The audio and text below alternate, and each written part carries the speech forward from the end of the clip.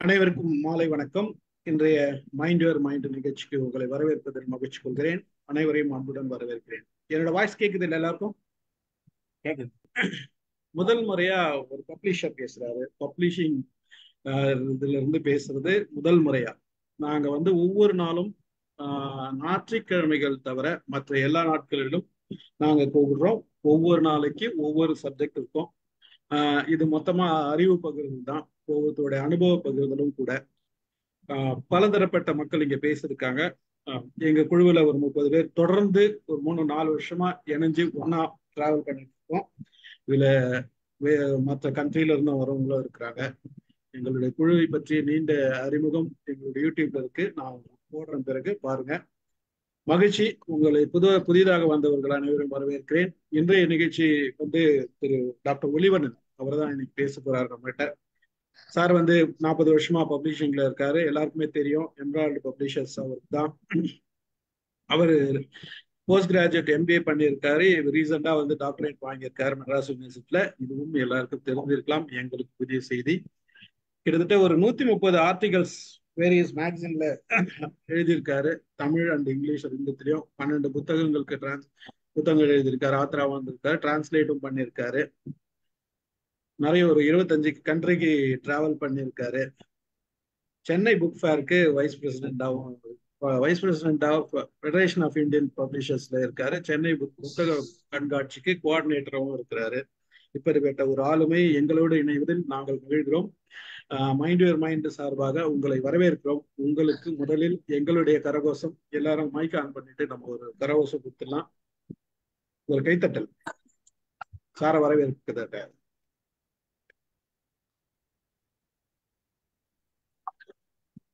மகிழ்ச்சி. அனைவருக்கும் நன்றி. இந்த மேடை திரு ஒளிவண்ணன் சார் அவர்களுக்காக இப்பொழுது நீங்கள் உங்கள் உரையை ஆரம்பிக்கலாம். அன்பிற்கும் பண்பிற்கும் உரிய அருமை சகோதரர் ஸ்டீஃபன் ராஜ் அவர்களே, மற்ற நண்பர்களே, ஏராளமான நண்பர்கள் எல்லோரையும் பெயர் சொல்லி அழைக்க வேண்டிய நிர்பந்தம் கண்டிப்பாக இருக்கிறது. இருந்தாலும் கூட நேரம் கருதி அவர்கள் அனைவரையும் நான் அழைத்ததாக ஏற்றுக்கொள்ளுங்கள். அனைவருக்கும் என்னுடைய மாலை வணக்கத்தை தெரிவித்துக் கொள்கிறேன். ஏதாவது என்னுடைய கட்டத்தில் என்னுடைய ஒலி கம்மியாக இருந்தால் குறிப்பிடுங்கள். எனக்கு கொடுக்கப்பட்டிருக்கின்ற தலைப்பு, இல்லை நான் வேண்டி எடுத்துக்கொண்டிருக்கின்ற தலைப்பு, ஏறத்தாழ 1971 நான் முதலாக என்னுடைய தந்தையோடு அன்றைக்கு அவர் பணிபுரிந்து கொண்டிருந்த பிளாக்கியன்சன்ஸ் என்ற ஒரு இங்கிலாந்து நாட்டு சார்ந்த நிறுவனத்தின் பதிப்பக நிறுவனத்துக்குள் நுழைந்த போதிலிருந்து புத்தகங்களோடு பரிச்சயமானவர். என்னுடைய வாழ்க்கையில் இரண்டரை என்று சொல்லக்கூடிய வகையில், இல்லை ஒன்றாகவே கலந்துவிட்ட ஒரு அமைப்பாகவே இது விளங்கி இருக்கிறது. பதிப்பாளர்கள் அப்படிங்கிறது எனக்கு ரொம்ப நாளாக தெரியாது. பப்ளிஷர்ஸ் அப்படிங்கிறது இன்னைக்கு நிறைய பேர் இங்கே எங்ககிட்ட அந்த இன்டர்ன்ஷிப்புக்கு வருவாங்க. சம்மரில் வெவ்வேறு கல்லூரிகள்ல இருந்து வருவாங்க. எத்ராஜ் கல்லூரி, ஸ்டெல்லா கல்லூரி, WCC எல்லாம் பெரும்பான்மையான சென்னை கல்லூரியிலேருந்து வருவாங்க. கேட்கக்கூடிய முதல் கேள்வியை பப்ளிஷர்னா யாருன்னு கேட்பேன்.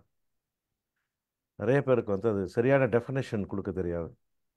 பப்ளிஷிங்க்கும் பிரிண்டிங்குமே பல பேருக்கு வித்தியாசம் தெரியாது. இந்த குழப்பம் அவங்களுக்கு மட்டும் இல்லை, நிறைய நேரங்களில் பப்ளிஷர்ஸ்க்கு அந்த குழப்பங்கள் ஒரு குழப்பமான சூழ்நிலைகள் தான் நம்ம ஓடிக்கிட்டு இருக்கோம். இந்த எக்ஸிஸ்டென்ஷியல் வேக்யூம் என்று சொல்லக்கூடிய வகையில் சில நேரங்களில் நமக்கு வரக்கூடியது. ஆனால் இது மேலே எனக்கு ஏன் அவ்வளோ ஒரு பெரிய காதல் வந்தது அப்படி சொல்லியிருக்கோம். முதல்ல காரணம் அதை சின்ன வயசுலேருந்து பார்த்தது. ரெண்டாவது, அதுக்கு கிடைத்த அந்த சமூக அந்தஸ்து இருக்குது பாருங்கள். இன்னைக்கு நிறைய என்னுடைய சக பதிப்பாளர்கள் இருக்காங்க.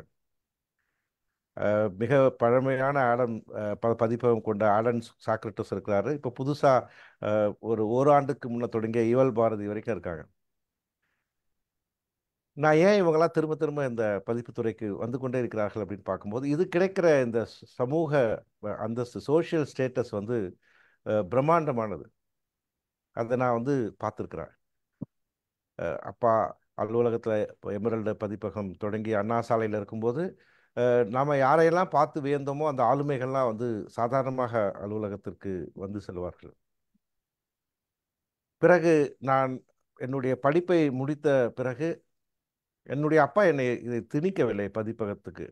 இன்னும் கேட்டால் எங்கள் அப்பா வந்து அஹ், அஹ், நீ நீ நீ வந்து உன்னுடைய விருப்பம் தான் அப்படின்னு தான் சொல்லிட்டு இருந்தார்.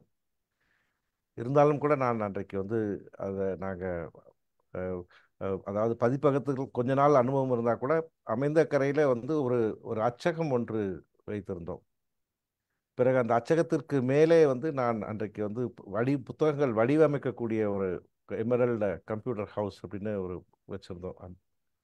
இப்படியாக உள்ளே வர ஆரம்பித்தோம். பிறகு நிறைய செமினார்ஸ், ஒர்க் ஷாப்ஸ் எல்லாம் போய் தெரிஞ்சுக்கிறோம். என்னதான் பப்ளிஷிங் அப்படின்னு பார்க்கும்போது எழுத்தாளர்களுக்கும் வாசகர்களுக்கும் இடையே இருக்க ஒரு பிரம்மாண்டமான பாலமாகத்தான் பதிப்பாளர்களை பார்க்கின்றேன். நான் வந்து நிறைய சொல்லுவேன். சில இடங்களில் பாலம்னு சொல்லுவேன், சில இடங்களில் வந்து தேனீன்னு சொல்லுவேன்.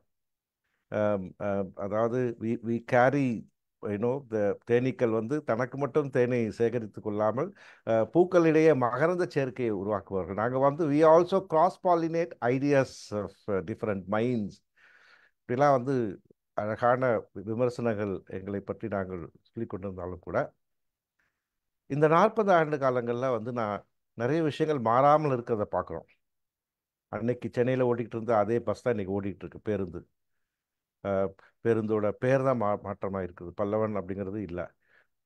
ரயில்கள் எடுத்துக்கிட்டிங்கன்னா அன்றைக்கி ஓடிக்கிட்டு இருந்த அதே எலக்ட்ரிக் ட்ரெயின் தான் ஓடுது, அடிஷ்னலாக தான் ஓடிக்கிட்டே இருக்குது. எல்லா இண்டஸ்ட்ரியுமே கிட்டத்தட்ட அப்படியே தான், பெரிய அளவுக்கு மாற்றங்கள் இல்லை. புதுசாக வந்திருக்கலாம். ஆனால் ஒரு துறை மட்டும் நான் தொடர்ந்து பார்த்துக்கிட்டே இருக்கேன். நான் முதல்ல அச்சகத்தை பார்த்தது வந்து வேப்பேரியில் இருக்கிற தயோசிசன் அச்சகம்.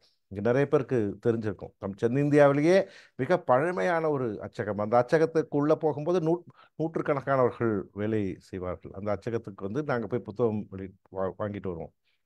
அங்கே பார்த்தீங்கன்னா லெட்டர் ப்ரெஸ் வச்சுருப்பாங்க, எழுத்துக்கள் வந்து கோக்கிறது. நாங்களும் வந்து கொஞ்ச நாள் வந்து ஒரு அச்சகம் வச்சுருந்தோம். ஒரு லீஸ்க்காக எடுத்து அதை நடத்துன போது அதை பார்த்துருக்குறேன். லெட் டைப்பிங் அப்படி பார்த்துக்கிட்டு இருந்தோம். அதுக்கப்புறம் மோனோ டைப்பிங் பார்த்தோம். அதற்கு பிறகு ஃபோட்டோ டைப் செட்டிங் அப்படின்னு வந்தது. அதாவது ஒரு ஒரு 4 ஆண்டுகளுக்கு ஒரு முறை வந்து இது மாறிக்கிட்டே இருந்தது. அதாவது நீங்கள் வந்து நிம்மதியாக வந்து ஒரு நிதானமாக நிம்மதியாக வந்து மற்ற தொழில் மாதிரி போகவே முடியாது.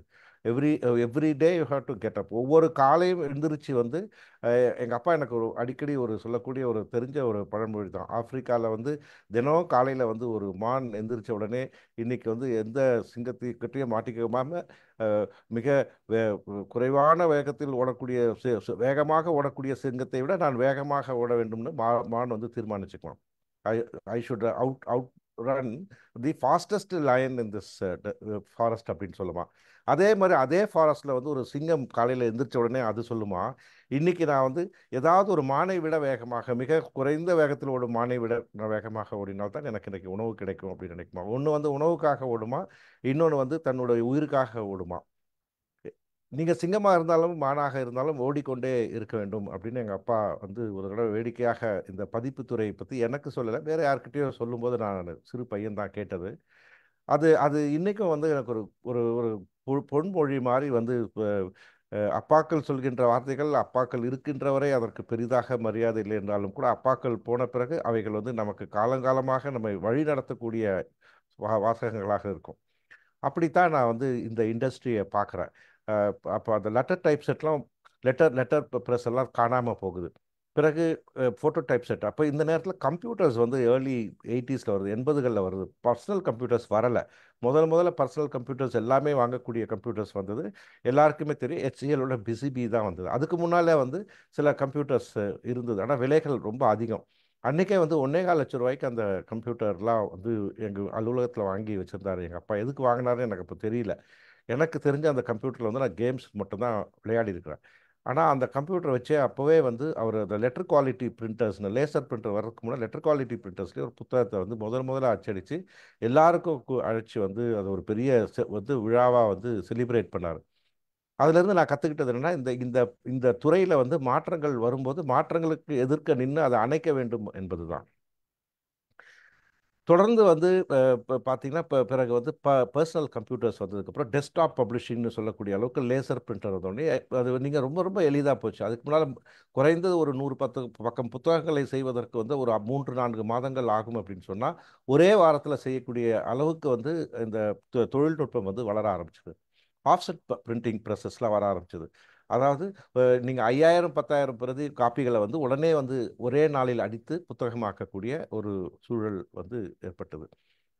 இப்படியே தான் நாங்கள் வந்து 80களில் வளர்ந்து வந்தோம். குறிப்பாக வந்து ஆங்கில புத்தகங்களை வெளியிடுபவர்களாக மட்டும் இருந்தோம். அதுக்கு மிக முக்கிய காரணம் அப்போ ஆங்கில பதிப்பாளர் கிட்ட வேலை செஞ்சதுனால அவருக்கு தெரிஞ்ச சந்தை வந்து ஆங்கில புத்தகங்கள் அப்படிங்கிறதுனால அதுலேயே வந்து தொடர்ந்து வந்துட்டு இருந்தாங்க. 90களில் வந்து நாங்கள் என்னுடைய என்னுடைய கவனமெல்லாம் வந்து அச்சகத்தின் மீது தான் விழுந்தது. அங்கே வந்து செய்யணும் அப்படின்னு சொல்லி.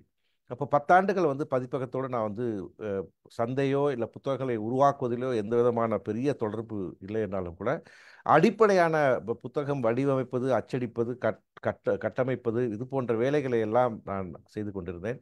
1999 வந்து அந்த சோகம் ஏற்பட்ட பிறகு நான் அப்பா இழந்த பிறகு நான் பதிப்பகத்திற்கு வர வேண்டிய ஒரு கட்டம் வந்தது. அப்பா ஒரு தடவை அந்த அந்த இறந்து போனது ஜனவரி மாதம் வந்து 12ஆம் தேதி. நாங்கள் வந்து ஒரு 7ஆம் தேதி அன்னைக்கு மருத்துவமனைக்கு அழைத்து போகும்போது என்னுடைய காரில் தான் வரும்போது என்கிட்ட ஒரு ஒரு ஒரு சொன்னார். நீ வந்து எனி டே வந்து இப்போ publishing is the best option அப்படின்னு சொன்னார். ஏன்னா நான் அப்போ வந்து அமைந்த கரையில் வந்து அந்த அந்த தெருவே வந்து அலறுவது போல் சுறுசுறுப்பாக வந்து நிறைய இடங்கள் இன்னொரு இடத்தையும் எடுத்து மிஷினெல்லாம் போட்டு பிரிண்டிங்கில் வந்து பெரிய அளவில் வந்து செஞ்சுக்கிட்டு இருந்தபோது அவர் சொன்ன ஒரே ஒரு வார்த்தை வந்து இப்போ publishing is any day better business அப்படின்னு சொன்னார். அவர் இறந்ததுக்கப்புறம் நான் உடனே வந்து முடிவு பண்ணது வந்து நம்ம பப்ளிஷிங்கில் போய் உட்காந்துக்கணும்னு சொல்லி வந்து உட்கார்ந்த பிறகு கொஞ்சம் கொஞ்சமாக அந்த பிரிண்டிங் யூனிட்டை விட்டு நான் அப்படியே விலகிட்டேன். இதுக்கு மேலே இந்த பிரிண்டிங் வந்து யூனிட் வந்து சர்வே ஆகாது அப்படின்னு எனக்கு மனசில் பட்டுது. காரணம் வந்து நாங்கள் அன்னைக்கு வந்து ஒரு உதாரணத்துக்கு சொல்கிறேன். அச்சகம் தெரிந்தவர்களுக்குலாம் தெரியும். ஒரு 4 கலர் அடிக்கிறதுக்கு வந்து 2000 ரூபா நாங்கள் வாங்குவோம். 1600 வந்து 2000. அன்னைக்கு ஒரு நாள் அது இப்போ வந்து நமக்கெல்லாம் போடுற பில் எடுத்து பார்க்கும்போது பார்த்தா பெரிய அளவுக்கு இல்லவே இல்லை. இன்னைக்கு கூட மத்தியானம் ஒரு இந்தியாவில் மிகப்பெரிய அச்சகம் வந்து வந்திருந்தாங்க மணிப்பாலிருந்து அவங்களோட பேசிகிட்டு இருந்தபோது கூட பிரிண்டிங் யூனிட்ஸில் வந்து இப்போ அதுவும் small size medium size printing யூனிட்ஸ்லாம் பெரிய அளவுக்கு வந்து லாபம் சம்பாதிக்க முடியாத அளவுக்கு விலை கட்டுப்பட்டுப்படுத்திருக்கிறது. அப்போ அந்த நேரத்தில் நான் எடுத்த முடிவு வந்து அப்போ எனக்கு அது சரியாகத்தான் இருந்திருக்கிறது. நான் அச்சகத்தை விட்டு பதிப்பகத்துக்கு வந்தது அப்படின்னு சொல்லி 2000ல் நாங்கள் பதிப்பகத்துக்கு தொடங்கும் போது அண்ணா சாலையிலேருந்து நாங்கள் இந்த இடத்த வந்து சொந்தமாக வாங்கிக்கிட்டு வந்ததுக்கு பிறகு முதல் வேலையாக நான் வந்து எடுத்தது எல்லாமே அப்பா வந்து எழுத்தாளர்களுக்கும் பதிப்பாளர்களுக்கும் உள்ள தொடர்பு வந்து அப்போ கடிதம் தான் இருந்தது. இன்னைக்கு வந்து அநியாயத்துக்கு வந்து வாட்ஸ்அப்பில் போது கேட்டால் வாட்ஸ்அப்பே காணும் அப்படிங்கிறாங்க. ஆனால் அன்னைக்கு வந்து இன்னைக்கு கூட 1986 87 அப்பா கடிதங்கள் எழுதியதெல்லாம் நாங்கள் பார்த்துருக்கோம். அதில் வந்து எழுத்தாளர்களை வந்து அவர் எந்த அளவுக்கு வந்து அன்னைக்கு அன்னைக்கு வந்து ஒரு அதை ஒரு ஒரு கன்சிடர் பண்ணாருங்கிறதுக்கு வந்து ஒரு வந்து அவர் மருத்துவமனையில் இருக்கும்போது ஒரு கடைசியாக ஒரு கையெழுத்திட்ட ஒரு காசோலை வந்து ஒரு எழுத்தாளருக்கு வந்து ராயல்ட்டி கொடுக்கறதுக்காக அவர் செஞ்சார். அதை வந்து கொடுத்துருங்க, அவருக்கு பொங்கல் டைமில் ஏதோ விசேஷத்துக்காக கேட்டார் அப்படின்னு சொன்னார். அப்புறம் அந்த செக்கு கொடுத்துட்டாங்கன்னா அந்த செக்கு அப்பா இறந்ததுக்கப்புறம் இப்போ அந்த செக்கை வாங்கிட்டு வந்துட்டேன். வாங்கிட்டு வந்துட்டு அவர்கிட்ட சொன்னேன், இதில் 2 காரணம். ஒன்று வந்து நீங்கள் அந்த செக்கு போட்டால் கூட பேங்க்கில் கிளியர் ஆகுமான்னு தெரியாது, ஏன்னா இப்போ அப்பா இல்லை. 2வது இந்த செக்கை நான் வந்து ஒரு இதுவாக வச்சுக்கணும், என்னை நினைவுபடுத்திக்கிட்டே இருக்கணும் அப்படிங்கிறதுக்காக அதை நிறுத்தணும். பிறகு வந்து அந்த கடிதங்கள்லாம் எடுத்து பார்க்கும்போது இப்போ வந்து நிறைய கடிதங்கள் வந்து அதையே வந்து ஒரு கட்டத்தில் வந்து புத்தகமாக வெளியிடக்கூடிய அளவுக்கு வந்து இலக்கியங்கள். ஒரு எழுத்தாளர் எங்களுடைய 80களில் நாங்கள் ஸ்போக்கன் இங்கிலீஷ் முதல்ல புத்தகம் போட்டோம். ஸ்போக்கன் இங்கிலீஷ் அப்படின்றது வந்து இந்து நாளிதழில் தான் அது வந்து ஒவ்வொரு வாரம் புதன்கிழமை வந்துக்கிட்டு இருந்த நேரத்தில் நாங்கள் ஒரு புத்தகமாக கொண்டு வந்தோம். இந்து நாளிதழ் அவர் வந்து புரிந்து கொண்டிருந்த அதே central institute of English and foreign language வந்து வேற ஒருத்தரை வச்சு கொண்டு வந்தோம். அந்த புத்தகம் வந்து எங்களுடைய இன்ன வரைக்கும் அது வந்து ஒரு ஒரு பெஸ்ட் செல்லர்னு வச்சுக்கோங்களேன். அப்போ அந்த அந்த மாதிரி புத்தகங்கள்லாம் வரும்போது அவர் எழுதின ஒரு கிராமர் புத்தகத்தை பற்றி ஒருத்தர் வந்து போஸ்ட் கார்டில் எழுதியிருந்தார். இந்த இந்த கிராமரில் இந்த பேஜில் இந்த இடத்துல இந்த ஒரு சின்ன பிள்ளை இருக்குன்னு ஒரு கார்டு ஃபுல்லாக எழுதி அனுப்பியிருந்தார். அதை வந்து நாங்கள் வந்து அந்த எங்களுடைய எழுத்தாளருக்கு அனுப்புகிறோம். எழுத்தாளர் வந்து அதை அதை வாங்கி பார்த்துட்டு அதுக்கு வந்து ஒரு 4 பக்கம் அதுக்கு எழுதியிருந்தார். அந்த கடிதத்தில் வந்து அவர் வந்து ரொம்ப அழகாக அதை வந்து சுட்டி காட்டினார். ஏன் அதை பயன்படுத்தக்கூடாது, இன்னைக்கெல்லாம் நினச்சி பார்க்கும்போது நம்ம இன்னைக்கு செயற்கை நுண்ணறிவு ஆர்டிஃபிஷியல் இன்டெலிஜென்ஸில் பல பல விதமான வேலைகளை அதை செஞ்சுட்டு இருக்கோம். அன்னைக்கு வந்து பார்த்தீங்கன்னா எப்படி வந்து ஒரு கடிதத்தை வந்து அவர் கொண்டு போய் சேர்த்துருக்கிறாரு அப்படின்னு அதில் வந்து எழுதி கடைசி வரியில் அவர் எழுதுறாரு. அதுதான் அந்த ஓஹோ ஹென்றி சிறுகதைகள் படிச்சவங்கன்னா தெரியும், அந்த ட்விஸ்ட் அப்படின்னு சொல்கிறது. எல்லாத்தையும் முடிச்சுட்டு நீங்கள் வந்து அவர் தேங்க் பண்ணுறாரு. இந்த மாதிரி வந்து ஒரு ஒரு ஒரு ஒரு எழுத்தாளருக்கு, அதாவது ஒரு எடிட்டருக்கு நீங்கள் வந்து நேரம் எடுத்து கடிதம் எழுதுறதுக்கு ரொம்ப ரொம்ப மகிழ்ச்சி. அதே நேரத்தில் நான் உங்கள்கிட்ட ஒரு ஒரு விஷயத்தை வந்து நீங்கள் மனசு வருத்தப்படலைன்னா சுட்டி காட்ட விரும்புகிறேன். உங்களுடைய கடிதத்தில் இந்தந்த இடத்துல இந்த பிழைகள் இருக்குது அப்படின்னு வந்து சுட்டி காட்டினாருங்க. எனக்கு எனக்கு அவ்வளவு, அதாவது ஒரு ஒரு the height of the diplomacy அப்படிங்கிறத பார்த்தோம். அப்படி ஒரு ஒரு பொற்காலம். 2000க்கு பிறகு வந்து நாங்கள் வந்து அது வரைக்கும் அப்பா இருந்த வரைக்கும் நாங்கள் நிறைய பல்கலைக்கழகங்கள் டெக்ஸ்ட் புக்ஸில் தான் நிறைய கான்சென்ட்ரேட் பண்ணோம். அதில் ஒரு சின்ன சிக்கல் இருந்தது. தமிழ்நாட்டில் நிறைய பல்கலைக்கழகங்கள் வந்து பைஃபர்கேட் பண்ணதுக்கு பிறகு அந்த அந்த அளவுக்கு பெரிய லார்ஜ் சேல்ஸ் இல்லை. ஈவன் வந்து கேரளா மார்க்கெட் கூட எங்களுக்கு கொஞ்சம் டல் ஆயிடுச்சு. அப்புறம் நான் நினச்சேன், நம்ம வெறும் டெக்ஸ்ட் புக்ஸ் மட்டும் பண்ணாமல் ஏன் ட்ரேட் புக்ஸ் போகக்கூடாது. ட்ரேட் புக்ஸுங்கிறது இப்போ நம்ம சொல்கிறது ஃபிக்ஷன், நான் ஃபிக்ஷன், இந்த மாதிரி ஜென்ரல் புக்ஸ் தான் ட்ரேட் புக்ஸ்ன்னு சொல்லுவோம். ட்ரேட் புக்ஸ் போகக்கூடாதுன்னு சொல்லி 2004 முதல் முறையாக நான் வந்து ஃப்ராங்க்ஃபர்ட் புக் ஃபேருக்கு கிளம்புறேன். போய் பார்ப்போமே அப்படின்னு சொல்லி அது போகும்போது ஒரு பெரிய கடல். அதாவது ஊரில் வந்து ஒரு குட்டையில் குளிச்சுக்கிட்டு இருந்தது கொண்டு போய் கடலில் தூக்கி போட்ட மாதிரி இருந்தது. அதை பார்க்கும்போது பிரம்மாண்டத்தை பார்த்து வியந்து போயிட்டேன். அதாவது கிட்டத்தட்ட வந்து 11 அரங்கத்தில் ஒரு சில அரங்கங்கள் வந்து 3 மாடி வச்சு கிட்டத்தட்ட வந்து நீங்கள் பல லட்சம் ஸ்கொயர் ஃபீட்டில் வந்து வச்சுருக்காங்க. பல்வேறு நாடுகள். அந்த அதை அதை அந்த பிரம்மாண்டத்தை பார்த்த உடனே எனக்கு மயக்கம் வந்துச்சு. நம்ம வந்து ஒன்றுமே இல்லை, தூசு தான் அப்படின்னு நினச்சோம். இப்போ 2004 நான் தொடர்ந்து போயிட்டு தான் வந்தேன். அதுக்கப்புறம் லண்டன் புக் ஃபேர் ஒரு 3 தடவை போனேன். அமெரிக்கன் புக் எக்ஸ்போவும் போயிட்டு வந்தேன். ஏன் அப்படின்னு சொல்கிறேன்னா, இதெல்லாம் எதுக்கு அப்படின்னு சொன்னால், இதெல்லாம் நமக்கு வந்து நிறைய அனுபவங்கள் கொடுக்குது. நம்ம அந்த அளவுக்கு போகிற அளவுக்கு நம்மகிட்ட உண்மையை சொல்லிடணும்னா நிறையலாம் கோடிக்கணக்கில் சர்ப்ளஸ் பணம் இருக்குது. அப்பா பணத்தில் போயிட்டு வந்தாலாம் கிடையாது. இது எல்லாமே நான் சம்பாதிச்சு வந்து அந்த பணத்தை தான் போயிட்டு வந்தேன். இது வந்து இன்வெஸ்ட்மெண்ட் வந்து இது வந்து லேர்னிங் பர்பஸ் தான் சொல்லணும். உங்களுடைய உங்களுடைய உங்களுடைய பரந்த நோக்கங்கள் அதை தான் நான் சொல்லுவேன். எழுத்தாளரோ பதிப்பாளரோ யாராக இருந்தாலும் உலகத்தை சுற்றி வாங்க. உலகம் போக போக தான் தெரியும் என்னெல்லாம் நடக்குது அப்படிங்கிறது. அதை நான் வந்து பிரகதியில் வந்து அதுக்கு கொண்டு வரேன். இப்போ எப்படி பதிப்புத்துறை மாறுச்சு அப்படின்னு சொல்லி, அப்போ அந்த 2004லேருந்து 2009 வரைக்கும் வந்து எங்களுடைய பதிப்பகத்தில் வந்து உலகத்தில் இருக்கிற மிக சிறந்த புத்தகங்கள்லாம் ட்ரேட் புக்ஸில், நான் ஃபிக்ஷனில், மெனி வந்து பார்த்திங்கன்னா உங்களுடைய உங்களுடைய self improvement, self help, life skills, இந்த மாதிரி புத்தகங்களை கொண்டு வந்தோம். நான் ஒவ்வொரு புத்தகத்துக்கும் வந்து நாங்கள் 2000 3000 பிரதி காப்பீஸ் வந்து விற்க முடிஞ்சது. அவ்வளோ பிரமாதமாக வந்து போயிட்டு இருந்தது. 2000, அதாவது இங்கே வந்து நீங்கள் எதுவுமே இங்கே ஒழுங்காக போயிட்டே இருக்கவே கூடாது இந்த பதிப்புத்துறையில். 2009 கிண்டல் வந்தது. 2007 8லேயே வந்து நான் ஃப்ராங்க்ஃபர்ட்டில் போகும்போதே அந்த இந்த இவங்க உட்காந்துருந்தாங்க, அந்த கூகுள் அவங்கெல்லாம் உட்காந்துட்டு இருந்து இங்கே வாங்க போகிறவனை பிடிச்சி இழுத்து உட்கார வச்சு வந்து எக்ஸ்பிளைன் பண்ணிட்டு இருந்தாங்க. அப்படி ஒரு தடவை பார்த்தபோது எனக்கு ஒரு அருமையான ஒரு பை கூட கொடுத்தான். அந்த பை விலையே ஒரு 4000 ரூபா இருக்கும். இதெல்லாம் கொடுத்து அவன் சொன்னால், உன் புக்ஸ் எல்லாம் என்கிட்ட கொடுத்துரு, நாங்கள் வந்து புக்கு வந்து டிஜிட்டலைஸ் பண்ணுறோம் அப்படின்னா. போடா அப்படின்னு சொல்லிட்டு நானும் வந்து நடந்து வந்துட்டேன். அதுக்கப்புறம் 2009 வந்து கிண்டல் வந்த பிறகு மொத்தமே வந்து இந்த இந்த இந்த இந்த பதிப்பு துறைக்கே ஒரு பெரிய வந்து சவால் மாதிரி வந்தது. 2010 2011 நான் போகும்போது தடதடன்னு குறைஞ்சிருச்சு. அவ்வளோ அரங்கங்கள் இருந்த பதிப்பகங்கள்லாம் குறைஞ்சி ஒரு 4-5 அரங்கத்துக்கு தான் வந்து ஃப்ராங்க்ஃபர்ட் வந்தது. ஃப்ராங்க்ஃபர்ட் தான் மெக்கா ஆஃப் பப்ளிஷிங் இண்டஸ்ட்ரினே சொல்ல முடியும். 2 காரணம். ஒன்று, நம்ம 300 400 ஆண்டுகளாக அங்கே நடந்துகிட்டு இருக்கு. 2வது, அது வந்து ஒரு சென்டர் ஹப் மாதிரி. அமெரிக்காவிலேருந்து வர முடியும், ஏஷியன்லேருந்து வர முடியும். ஸோ அந்த அந்த அது வந்து வாஸ் பெஸ்ட் பேராமீட்டர். அது அப்போ வந்து சில சமாதானங்களாக சொன்னாங்க, லண்டன் புக் ஃபேரும் வந்துச்சு அதனால ஃப்ராங்க்ஃபர்ட் கம்மியாச்சு அப்படின்னு.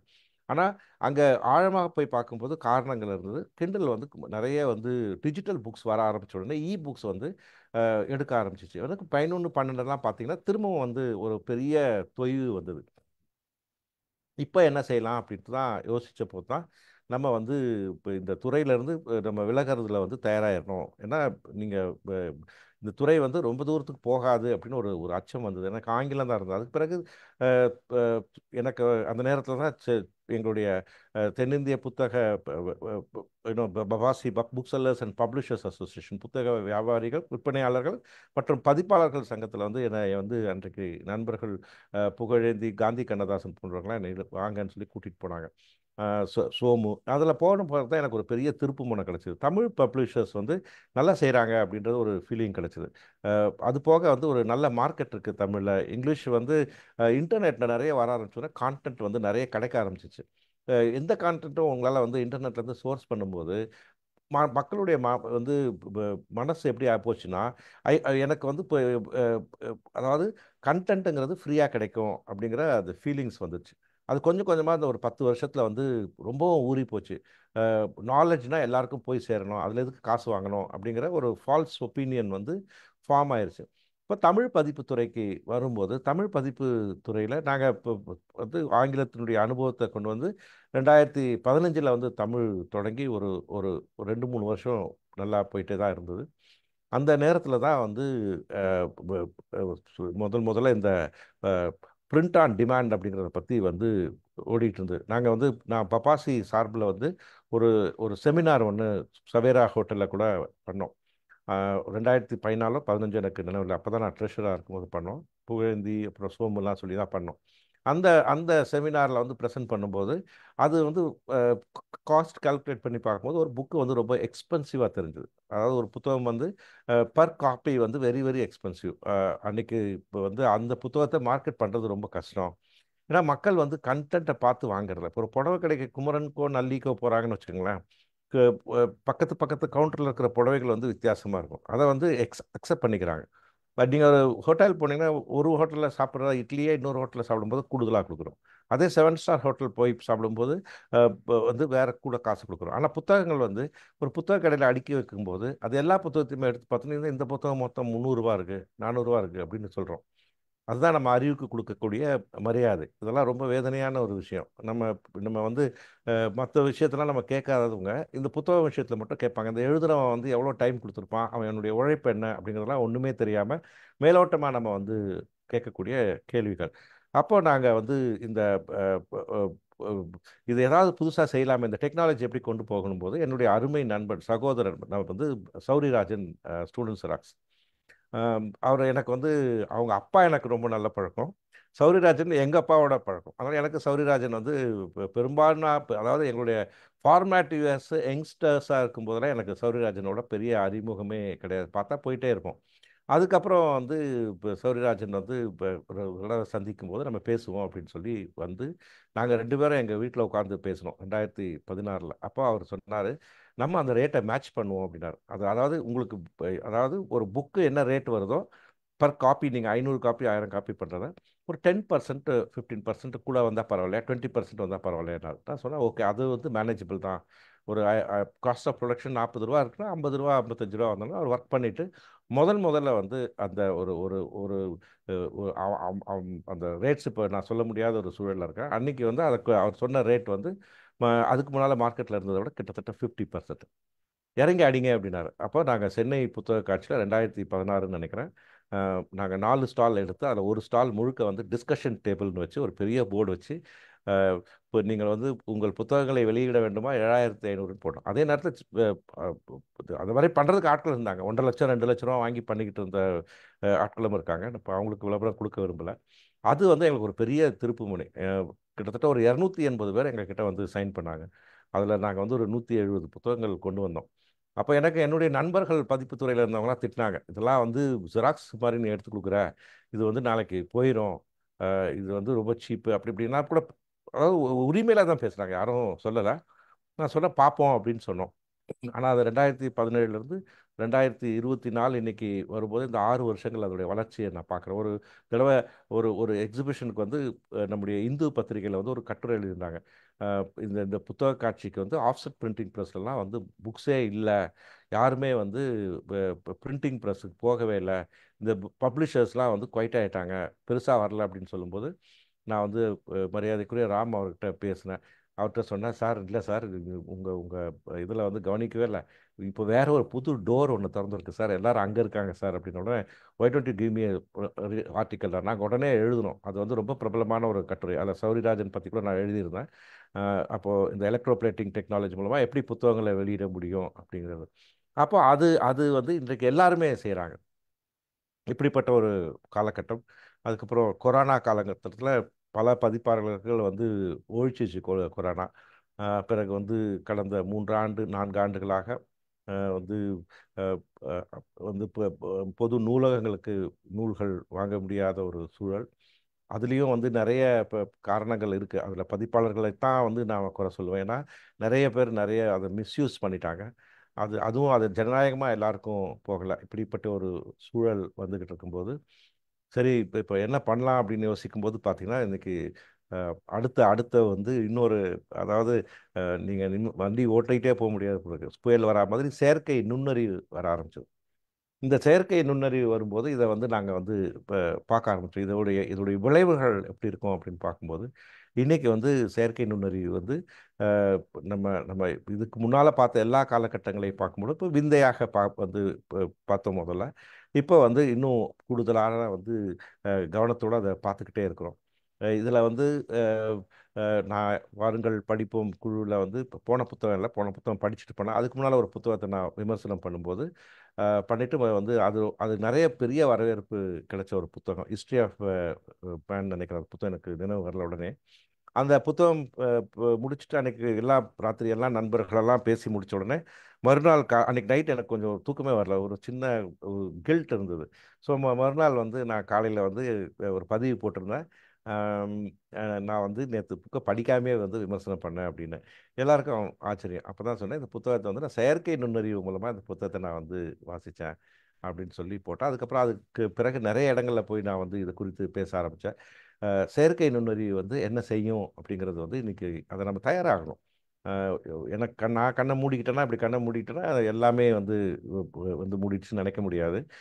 It is happening. ஏன்னா ஒரு புத்தகத்தை வந்து படிக்கிறவனுக்கு அது குறைஞ்சது ஒரு 8-10 மணி நேரம் வந்து இன்வெஸ்ட் பண்ண வேண்டியிருக்கு. அந்த அந்த இன்வெஸ்ட்மெண்ட்டை வந்து அது படிக்கும்போது அவனுக்கு கிடைக்கக்கூடிய அந்த காம்ப்ரிஹென்ஷன் லெவல் வந்து ஒரு 60%, 70% இருக்குது அப்படின்னா, இது மூலமாக படிக்கும்போது இல்லை ரெண்டுமே சேர்ந்து படிக்கும்போது அவனால் 95% ரீச் பண்ண முடியும். இன்றைக்கி கூட தமிழ்நாட்டினுடைய மிக பிரபல பத்திரிகையாளர், எழுத்தாளர், இனிய நண்பர் மாலன் வந்து சாயந்தரம் ரொம்ப நேரம் பேசிக்கிட்டு இருந்தார். அவர் வந்து இங்கே நான் ஒரு ட்ரெடிஷ்னலிஸ்ட்னு கூட சொல்லலாம். ஆனால் புத்தகம் படிக்கிறது தான் வந்து ஒரு சிறந்த வழிமுறை அப்படின்னாரு. அது உண்மைதான். அதை வந்து அது பழைய ஜெனரேஷன் தான். நான் அடிக்கடி சொல்லுவேன், என்னுடைய தாத்தா வந்து 77 நான் வந்து கால்குலேட்டர் பயன்படுத்தும் போது முதல்ல கால்குலேட்டர் 78 நினைக்கிறேன். தலைவர் வந்து குட்டினார், நீ வந்து இதெல்லாம் வந்து பயன்படுத்தக்கூடாது, ஏன்னா உன்னுடைய உன்னுடைய மூளை மழுங்கி விடும் அப்படின்னாரு. அதாவது நீ வந்து கணக்கு இப்போ 18வது வாய்ப்பாடு சொல்லு, 23வது வாய்ப்பாடு சொல்லி பழகு அப்படின்னு அவர் சொன்னவர். ஆனால் அதுக்குள்ளே ஒரு 4 வருஷத்துலேயே வந்து இன்ஜினியரிங் கால்குலேட்டர்லாம் வந்தோடனே நான் தாத்தா கிட்ட கொண்டு போய் காட்டினேன், பார்த்தீங்களா அப்படின்னு. அவர் களி முத்தி போச்சுன்ற அளவுக்கு தான் அவர் முடிச்சுக்கிட்டார். ஆனால் உண்மை வந்து அறிவியல் அப்படிங்கிறது வந்து தொடர்ந்து வந்துக்கிட்டே தான் இருக்கும். நான் ஏற்கனவே ஒரு தடவை வேற ஒரு இதில் சொன்னது போல் 1900 வந்து நியூயார்க்கில் ஒரு சாலையில் வந்து சாலை முழுக்க வந்து குதிரை வண்டிகள் தான் இருந்தது. ஒரே ஒரு மோட்டார் கார் தான் இருந்தது. நிறைய போராட்டங்கள் நடத்துனாங்க. குதிரைகள் கூட போராட்டம் நடத்துனாங்க. ஆனால் 10 ஆண்டுகள் 1910 பார்க்கும்போது அதே சாலையில் எடுக்கப்பட்ட ஒரு புகைப்படங்கள் சாலை முழுக்க மோட்டார் காரும் ஒரே ஒரு பெரிய வண்டி தான் இருந்தது. ஆகவே இன்னைக்கு வந்து இது இது முழுக்க முழுக்க வந்து இந்த இந்த பப்ளிஷிங் வந்து ஒரு பெரிய டேர்ன் ஒன்று எடுக்க போகுது. இப்போ இதனால் யாருமே படிக்க மாட்டாங்களா அப்படின்னு கேட்டால் இல்லை, நிறைய படிக்கிறாங்க. இப்போ நீங்கள் நல்லபடி பார்த்தீங்கன்னா முன்னைய விட அதிகமாக படிக்கிறாங்க. பர் கேபிட்டா ரீடிங் பார்த்தீங்கன்னா கன்சம்ஷன் வந்து முன்னே இல்லை அளவு இல்லாத அளவுக்கு அதிகமாக இருக்குது. காலையில் எந்திரிச்சதுலேருந்து ராத்திரி வரைக்கும் படிச்சுக்கிட்டே இருக்கிறாங்க. நீங்கள் இப்போ கூட பார்த்தீங்கன்னா மீட்டிங்கில் வந்து நிறைய பேர் வந்து நான் அன்றைக்கி கூட ஒரு மீட்டிங்கில் வேடிக்கையாக சொன்னேன், நானும் பேசிக்கிட்டு இருக்கிறேன், அங்கேயும் படிச்சுக்கிட்டே தான் இருக்காங்க, இந்த இடத்துல கூட படிக்கிறாங்க அப்படின்னு சொல்லும்போது உடனே அதுக்கப்புறம் எல்லாரும் ஃபோனை எடுத்து உள்ளே வச்சுக்கிட்டாங்க. என்ன அப்படின்னா படிச்சுக்கிட்டே தான் இருக்கும். இன்னைக்கு வந்து அறிவை தேடிக்கிட்டே இருக்கிறோம். அந்த அறிவு தேடல் வந்து நிற்கவே நிற்காது. ஏன்னா இந்த மனித குல வளர்ச்சியில் வந்து இந்த ஹோமோசேப்பியன்ஸ் பார்த்தீங்கன்னா, இந்த ஹோமோசாப்பியன்ஸ் வந்து டிஸ்டிங் ஃப்ரம் வந்து ரெஸ்ட் ஆஃப் த ஸ்பீஷீஸ் அப்படின்னு சொன்னால் மற்ற உயிரினங்களுக்கும் நமக்கும், அதாவது இந்த உலகம் வந்து படைக்கப்பட்டது அப்படிங்கிற கொள்கையை ஏற்றுக்கிட்டவங்களுக்கு வந்து நான் சொல்கிறது வந்து ஒரு அர்த்தமற்றதாக இருக்கும். இது படைக்கப்படவில்லை, இது வந்து ஒரு ஒரு இவால்வ் ஆகி வந்திருக்கு அப்படிங்கிறத ஏற்றுக்கிறவங்களுக்கு எல்லாருமே நம்புவாங்க. ஏன்னா அதுக்கான ஆதாரங்கள் தான் இன்றைக்கி நிறைய இருக்குது. ஃபாசில்ஸாக இருந்தாலும் சரி, ஜெனட்டிக்ஸாக இருந்தாலும் சரி, ஆர்கியாலஜியாக இருந்தாலும் அதை தான் பாயிண்ட் அவுட் பண்ணுது. நம்ம கூட 11 இனங்கள் இருந்ததாக இன்றைக்கு வந்து நிரூபிக்கப்பட்டிருக்கிறது. அது உண்மை. நியாண்டர்தல் போல 11 மீதி 11 12 பேர் இருந்தாங்க. இதெல்லாம் தாண்டி மனித இனம், இந்த ஸ்பீஷிஸ் வந்து இந்த இந்த உலகத்தை நிலைத்து நிற்பதற்கு மிக முக்கிய காரணம் வந்து அவனுடைய அவனுடைய அந்த ஒன் ஆஃப் த ரீசன்ஸ் வந்து கம்யூனிகேஷன். இது வந்து நீங்கள் வந்து இன்னைக்கு உலகம் முழுக்க பேசப்பட்ட பல 30 கோடி புத்தகங்கள் விற்ற இவருடைய யுவால் நோவா ஹராரியோட சாப்பியன்ஸ் புக் படித்தவங்க எல்லாருக்குமே தெரியும். ஸோ அதுதான் மிக முக்கியம். அந்த கம்யூனிகேஷன் வந்து அவன் அதை தான் செஞ்சான். அதனால அந்த காலத்திலேயே வந்து வந்து பல்லாயிரம் ஆண்டுகளுக்கு முன்னாலேயே வந்து குகைகளில் எழுதுனதும் கல்லில் செதுக்குனதும் வந்து அவனுக்கு அவனுக்கு வந்து எப்படி வந்து உணவு உண்பது, உறங்குவது, அதே மாதிரி இனப்பெருக்கம் செய்வது, இதெல்லாம் எப்படி அவனுடைய அடிப்படையோ அதே மாதிரி அவனுடைய அடிப்படை வந்து செய்தியை வந்து மற்றவர்களுக்கு சொல்வது. அது அது ரொம்ப முக்கியம். ஒரு தடவை ஒரு பெரிய பிரபல பத்திரிகை வந்து சென்னையில் இருக்கிற ஒரு பிரபலமான ஒரு கல்லூரியில் வந்து காலையில் 9:15 மணிக்கு ஒரு கேர்ளை கூப்பிட்டு அவகிட்ட ஒரு ரகசியத்தை சொன்னாங்க. சொல்லிட்டு இந்த செய்தியை வந்து நீங்கள் யார்கிட்டயும் சொல்லக்கூடாது அப்படின்னு சொல்லிட்டு வந்துட்டாங்க. அப்புறம் அதை கூட போன அந்த அந்த அந்த நிருபர் பெண் கூட, நீ ப்ராமிஸ் பண்ணிடு யார்கிட்டையும் சொல்ல மாட்டேன்னு சொன்னேன். சத்தியமாக சொல்ல மாட்டேன் அப்படின்னா. ஆனால் சரியாக 15 நிமிஷத்தில் 9:35க்கு அந்த கல்லூரியில் இருக்கிற எல்லாருக்குமே அந்த ரகசியம் தெரிஞ்சிச்சு. ஏன்னா எல்லாருமே வந்து எப்படிமா சொன்னீங்கன்னா, ப்ராமிஸ் வாங்கி சொல்லியிருக்கிறேன் அப்படின்னாங்க. ஸோ அந்த மாதிரி வந்து அது தவறு இல்லை. அப்படி அப்படி சொல்கிறவன் தான் மனுஷன். செய்தியை பகிர்வனா தான் மனுஷனாக இருக்க முடியும். நான் வந்து பகிராமல் ரகசியமாக வச்சுக்கிறேன்னா இருக்க முடியாது. ஸோ அந்த செய்தியை சொல்வதுங்கிறது இருந்துக்கிட்டே இருக்கும். அவன் இருக்கிற வரைக்கும் இருந்துக்கிட்டே தான் இருக்கும். ஏதோ ஒரு ஃபார்மில் செஞ்சுக்கிட்டு இருப்பான். இப்போ இது எப்படி போகும் இந்த இண்டஸ்ட்ரி அப்படிங்கிறது தான் இன்றைக்கி மிக முக்கியம். இன்றைக்கி நிறைய நண்பர்கள் வந்து இன்றைக்கி வந்திருக்கிறாங்க அப்படின்னு சொன்னால் அதை தெரிஞ்சுக்கிறதுக்கு தான் வந்திருக்காங்க. முதல்ல வந்து நீங்கள் கண்டென்ட்டை எழுதுறதுக்கு பயப்படாதீங்க. அச்சப்படவே படாதீங்க. எழுதுங்க எழுதுங்க எழுதுங்க. அது எப்படி எழுதுறதுங்கிறத போன ஞாயிற்றுக்கிழமை அன்றைக்கி நான் சொல்லியிருக்கேன். முதல்ல நீங்கள் எழுதுறது குப்பையாக இருந்தால் கூட பரவாயில்ல, எழுதிருங்க. அந்த குப்பையை யார் பார்க்க போகிறாங்க? நீங்கள் மட்டும் தானே பார்க்க போகிறீங்க. இல்லைனா ஒரு நெருங்கிய நண்பர், தோழர் யாருக்காருக்கு அனுப்பி அதை வந்து செக் பண்ணுங்கள். உங்கள் மேலே வந்து அதை வச்சு எந்த ஒப்பீனியனும் ஃபார்ம் பண்ணாதவங்களுக்கு. அதுக்கப்புறம் இம்ப்ரூவ் பண்ணிக்கோங்க. இந்த கண்டென்ட் வந்து அது புத்தகமாக வரட்டும், இல்லை கல்லில் போய் செதுக்கப்படட்டும், இல்லை காப்பர் பிளேட்டில் செதுக்கப்படட்டும், இல்லை தோலில் வரட்டும், இல்லை எப்படி வேணால் வரட்டும், டிஜிட்டலாக வந்தாலும் சரி, அதை பற்றி நீங்கள் கவலைப்படாதீங்க. Content is very very important. அதை நீங்கள் வந்து தொடர்ந்து எழுதணும் எழுத்தாளருக்கு. இப்போ பதிப்பாளர் எங்கே வருவார் அப்படின்னு கேட்டிங்கன்னா, பதிப்பாளரை வந்து நீங்கள் யாருமே தவிர்க்க முடியாது. ஏன்னா இன்றைக்கி சந்தையில் வந்து நிறைய இருக்குது. செய்திகள் பார்த்தீங்கன்னா நிறைய செய்திகள் இன்றைக்கி ஒரு உதாரணத்துக்கு சொல்கிறேன். யூடியூபர்ஸ் நிறைய பேர் வந்தாங்க. சமீப காலங்களில் பெரிய பெரிய அளவுக்கு புகழ்ந்து போனாங்க. நான் கூட வந்து ட்ரெடிஷ்னல் ஆட்கள்கிட்டலாம் கேட்டேன், என்னையா உங்களெல்லாம் சாப்பிட்ருவாங்க போல இருக்கு அப்படின்னு. ஆனால் கடைசியில் என்ன ஆச்சுன்னா, மக்கள் போக போக அவர்கள் மேலே நம்பிக்கையை எழுந்துட்டாங்க. இவர்களெல்லாம் பித்தலாட்டக்காரர்கள், நாளைக்கு பணம் காட்டினா ஓடி போயிடுவாங்க அவங்க பின்னால். இப்போ இந்த செய்தியெல்லாம் வந்து நம்ப முடியாது அப்படின்னு போகும்போது எங்கே திரும்ப போக ஆரம்பித்தாங்கன்னா, மிக பிரபலமான செய்தி நிறுவனங்கள் வெளியிடுகின்ற அந்த யூடியூப் காணொலியை போய் தேடி தேடி பார்க்குறாங்கன்றதை நம்ம பார்க்குறோம். அப்போ பிராண்டிங் இஸ் இம்பார்ட்டன்ட். பிராண்டுனா என்ன உங்களுக்கு தெரியும்? எல்லா மார்க்கெட்டிங் படித்தவங்களுக்கும் தெரியும். Branding is nothing but trust you have on a product. இல்லையா? நம்ம ரோட்டில் வந்து சாலையில் போயிட்டுருக்குறோம் பெங்களூருக்கு, பசிக்குது, ஒரு 5 விடுதிகளை பார்க்குறோம், ஹோட்டல் பார்க்குறோம், உணவு விடுதிகள் அப்படின்னா, அந்த 5ல் 4 வந்து நம்ம கேள்வியே படாத விடுதிகள், உணவு விடுதிகள். ஒன்றே ஒன்று மட்டும் நம்ம கேள்விப்பட்டிருக்கோம். நம்ம எங்கே நிறுத்துவோம் அப்படின்னா அதை கேள்விப்பட்டோம். ஆனால் இன்றைக்கி வந்து இப்போ வந்து நாங்கள் இதில் ரிவ்யூ பார்த்துட்டு போயிடுவோன்றாங்க. அது வேறு விஷயம். அப்போ அதுதான் பிராண்டிங். அதே மாதிரி தான் இன்றைக்கி வந்து பப்ளிஷர்ஸ் வந்து தொடர்ந்து வந்து தங்களுடைய இருப்பை வந்து தக்க வச்சுக்கிட்டோம். இருக்கிற வந்து மாறுதல்களுக்கு ஏற்ற மாதிரி தன்னை வந்து தகவமைத்துக்கள் தான். இப்போ டார்வின் சொன்னது போல், it is not the strongest species that survived in this world, it is the species that adapted to the changes. அதான் மிக முக்கியம். அப்படித்தான் வந்து பதிப்பாளர்கள், நாங்கள் 80களில் எங்கள் அப்பா தொடங்கும்போது நிறைய சில பேர்லாம் சொன்னாங்க, என்னங்க பெரிய பெரிய பதிப்பாளர்கள்லாம் இருக்காங்க அப்படின்னு அந்த நேம்ஸ் எல்லாம் சொன்னாங்க அன்றைக்கி. இதுக்கு நடுவில் நீங்கள் ஒரு சின்ன ஃபிஷ்ஷாக இருக்கிறீங்களே, முடியுமா, சரியாக முடியுமா அப்படின்னு கேட்கும்போது எங்கள் அப்பா சொன்னார், small is beautiful and small will never get noticed. அதுதான் தப்பிக்கும் அப்படின்னாரு. உண்மைதான். இந்த உலகம் தோன்றிய காலத்திலேருந்து ஒரு உயிரினம் இருக்குதுன்னா கற்பாம்பூச்சி தான் சொல்லுவாங்க. சில பேர் முகம் சொல்லிக்கிறாங்க. ஆனால் அந்த அந்த அது வந்து அவ்வளோ இந்த உலகத்தை வந்து எல்லாத்தையும் பார்த்துட்டு வந்ததுன்னு சொல்லுவாங்க. அது மாதிரி நீங்கள் யார் ஜெயிச்சாங்க அப்படின்னு சொன்னால், யார் வந்து அடாப்ட் பண்ணிக்கிறாங்க, அந்த சூழ்நிலைக்கு ஏற்ற போல தகவமைத்துக் கொள்கிறார்களோ அவர்கள் தான் ஜெயிக்க முடியும். ஆகவே வந்து பயப்பட வேண்டிய அவசியம் இல்லை. இப்போ இன்னைக்கு வந்து பெரிய கேள்வி, இன்னைக்கு ஒரு 5-6 பேர் என்கிட்ட சாயந்தரம் பேசும்போது அதான் கேட்டாங்க, இன்க்ளூடிங் மதிப்புக்குரிய மாலன் சாரும் கேட்டார், புத்தகத்தை எப்படி வந்து இன்னைக்கு விற்பனை செய்வது. அதுதான் என்னுடைய தீசிஸ் கூட வந்து நான் பண்ணியிருந்தது. இதுக்கு வந்து மிக முக்கியமாக வந்து நீங்கள் இப்போ பார்த்தீங்கன்னா இன்னைக்கு சோஷியல் மீடியா தான் இன்னைக்கு வந்து கை கொடுக்குது. எல்லாருக்குமே இன்னைக்கு சோஷியல் மீடியா தான். இப்போ எல்லாரும் மனசில் கை வச்சு சொல்லுங்கள், இன்னைக்கு எத்தனை பேர் நியூஸ் பேப்பர் பார்த்தீங்க? எத்தனை பேர் இன்னைக்கு வந்து பிரபலமான இந்து பத்திரிகை வந்து இன்னைக்கு பார்த்தீங்க? எத்தனை பேருக்கு நீங்கள் முதல் பக்கத்தில் வந்து அதில் என்ன இப்போ விளம்பரம் இருந்ததுன்னு சொல்ல முடியுமா? சொல்லவே முடியாது இல்லையா? அன்லெஸ் வந்து நீங்கள் அதை பர்டிகுலராக உங்களுக்கு சம்மந்தப்பட்டு பார்த்து தான் தெரியும். அப்போ இன்றைக்கி வந்து முழுக்க முழுக்க வந்து சோஷியல் மீடியா தான் இருக்குது. நீங்கள் யூடியூப்லாம் வந்து இன்டிஸ்பென்சபிள். நீங்கள் முன்னெல்லாம் தொலைக்காட்சியில் வந்து நாங்கள் 2 சேனல் இருக்கும்போதே தூர்தர்ஷனில் ஒரு அட்வர்டைஸ்மெண்ட் பண்ணுறோம், டக்குன்னு செகண்ட் சேனல் போய் பார்த்துட்டு வருவோம். நான் சொல்கிறது 80களில் அவ்வளோ வந்து நம்ம ரிமோட் வச்சு விளையாடிட்டு இருந்தோம். இன்றைக்கி அதை செய்கிறோம். ஆனால் யூடியூப்பை பொறுத்த வரைக்கும் அது நடக்கவே நடக்காது.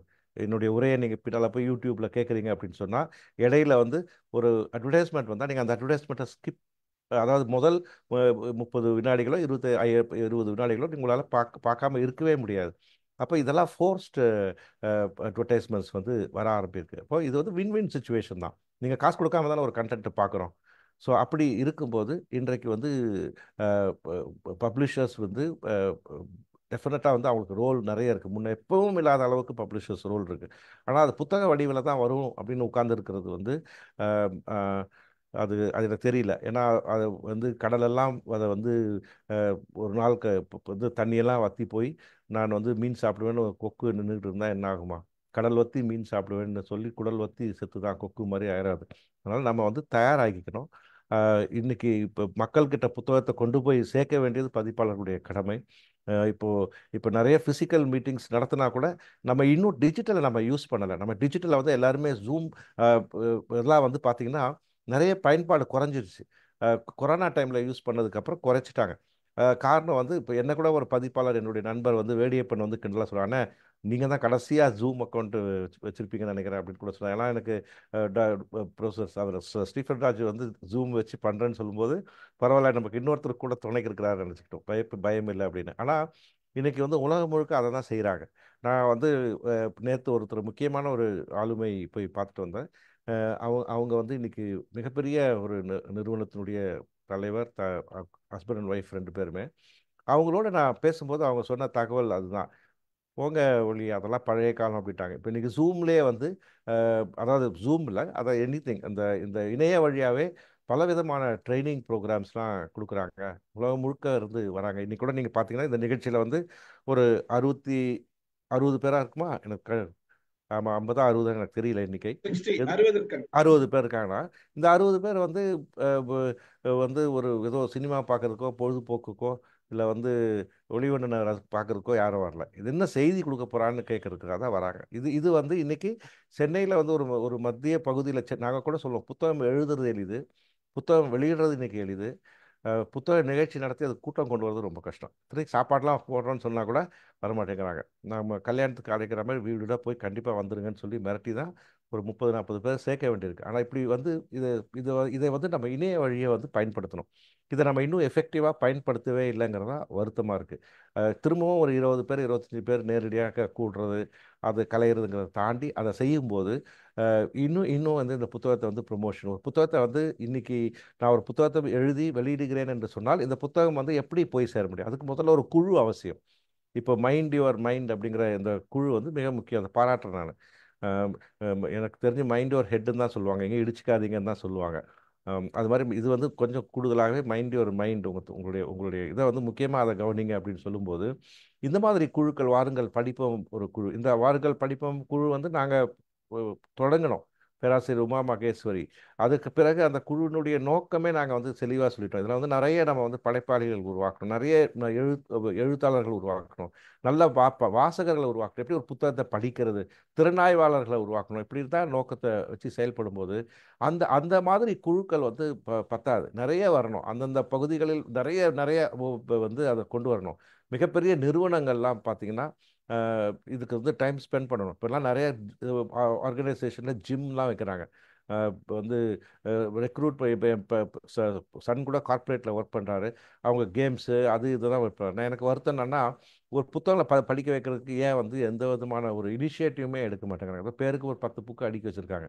இது எல்லாம் செய்யலைன்னா என்ன ஆகும்னா, திரும்பவும் யுவால் நோவா ஹராரி சொன்னதான் கோட் பண்ணுறேன். இந்த உலகம் ரெண்டே ரெண்டு மக்களைத்தான் சந்திக்கும்ன்ற 2027 28க்கு பிறகு useful society and useless society அப்படிங்கிறாரு. யூஸ்ஃபுல் சொசைட்டிங்கிறவங்க யாரெல்லாம் இதை வந்து இந்த இந்த செயற்கை நுண்ணறிவை வாகனத்தை எடுத்துக்கிட்டு பயணிக்கிறாங்களோ அவங்க எல்லாருமே யூஸ்ஃபுல் சொசைட்டியாக இருப்பாங்க. நான் அன்றைக்கி சமீபத்தில் வந்து ஒரு ஒரு சட்ட கல்லூரியில் பேசும்போது இதை தான் சொன்னேன்.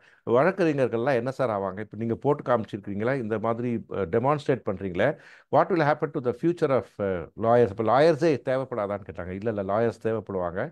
ஆனால் எந்த லாயர்ஸ் வந்து நிற்பாங்க அப்படின்னா, அந்த லாயர்ஸ் வந்து யார் வந்து செயற்கை நுண்ணறிவோடு சேர்ந்து வந்து பயணிக்கிறாங்களோ அவர்கள் தான் நிற்க முடியும். இது இல்லாதவங்க போயிடுவாங்க அப்படின்னு சொன்னோம். அந்த மாதிரி இந்த சேஞ்ச் வித் த டைம், இந்த நேரத்தை வந்து நான் பயன்படுத்தி நான் நான் வந்து இந்த இந்த அதாவது I will sail with the wind அப்படின்னு போகிறவங்க வந்து நிச்சயமாக வந்து தாக்கு பிடிக்க முடியும்.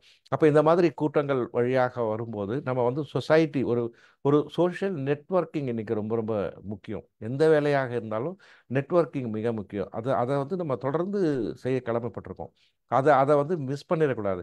இந்த நெட்வொர்க்கிங்ன்றது ஒரு ஒரு குரூப்போட மட்டும் இல்லை, அந்த குரூப்லேருந்து எக்ஸ்டெண்ட் பண்ணிகிட்டே போகணும். அதில் சில ரூல்ஸ் அண்ட் ரெகுலேஷன்ஸ் இருக்குது. அந்த குரூப்பில் ஒர்க் பண்ணும்போது நிறைய நிறைய விஷயங்கள் நம்ம கற்றுக்கணும். அங்கே பொதுவாக வந்து நான் சொல்கிறது என்னென்னா, எந்த குரூப்லையுமே நீங்கள் வந்து அந்த குரூப்போட அப்ஜெக்டிவை வந்து கிளியராக வச்சுக்கோங்க. அந்த அப்ஜெக்டிவை மட்டுமே மனசில் வச்சுக்கோங்க. Never talk about people. ஏன்னா நிறைய பேர் வந்து வந்து பார்த்தீங்கன்னா பொழுதுபோக்குக்கு வந்து மற்றவங்கள பற்றி பேசிய நேரத்தை வீணாக்கி மற்றவங்க நேரத்தையும் வீணாக்கிடுவாங்க. இவங்க தான் 80% மக்கள் வந்து பார்த்தீங்கன்னா அப்படி தான் இருப்பாங்க. ஒரு 10% மக்கள் தான் ஏதாவது நிகழ்ச்சியை பற்றி பேசுவாங்க. ரொம்ப குறைவான 5% மக்கள் மட்டும்தான் புதிய புதிய திட்டங்களை கொண்டு வர. இப்போ நம்ம டாக்டர் இவருக்கு செய்கிற மாதிரி ஸ்டீஃபன் ராஜ் மாதிரி புதுசு புதுசாக ஏதாவது யோசித்து செஞ்சுக்கிட்டு இருக்கவங்க தான் இந்த சொசைட்டியை வந்து மூவ் பண்ணுறவங்க. ஸோ இப்படிப்பட்ட ஒரு சூழலில் நீங்கள் நிறைய படிங்க. முதல்ல வாசிச்சாதான் எழுத முடியும்.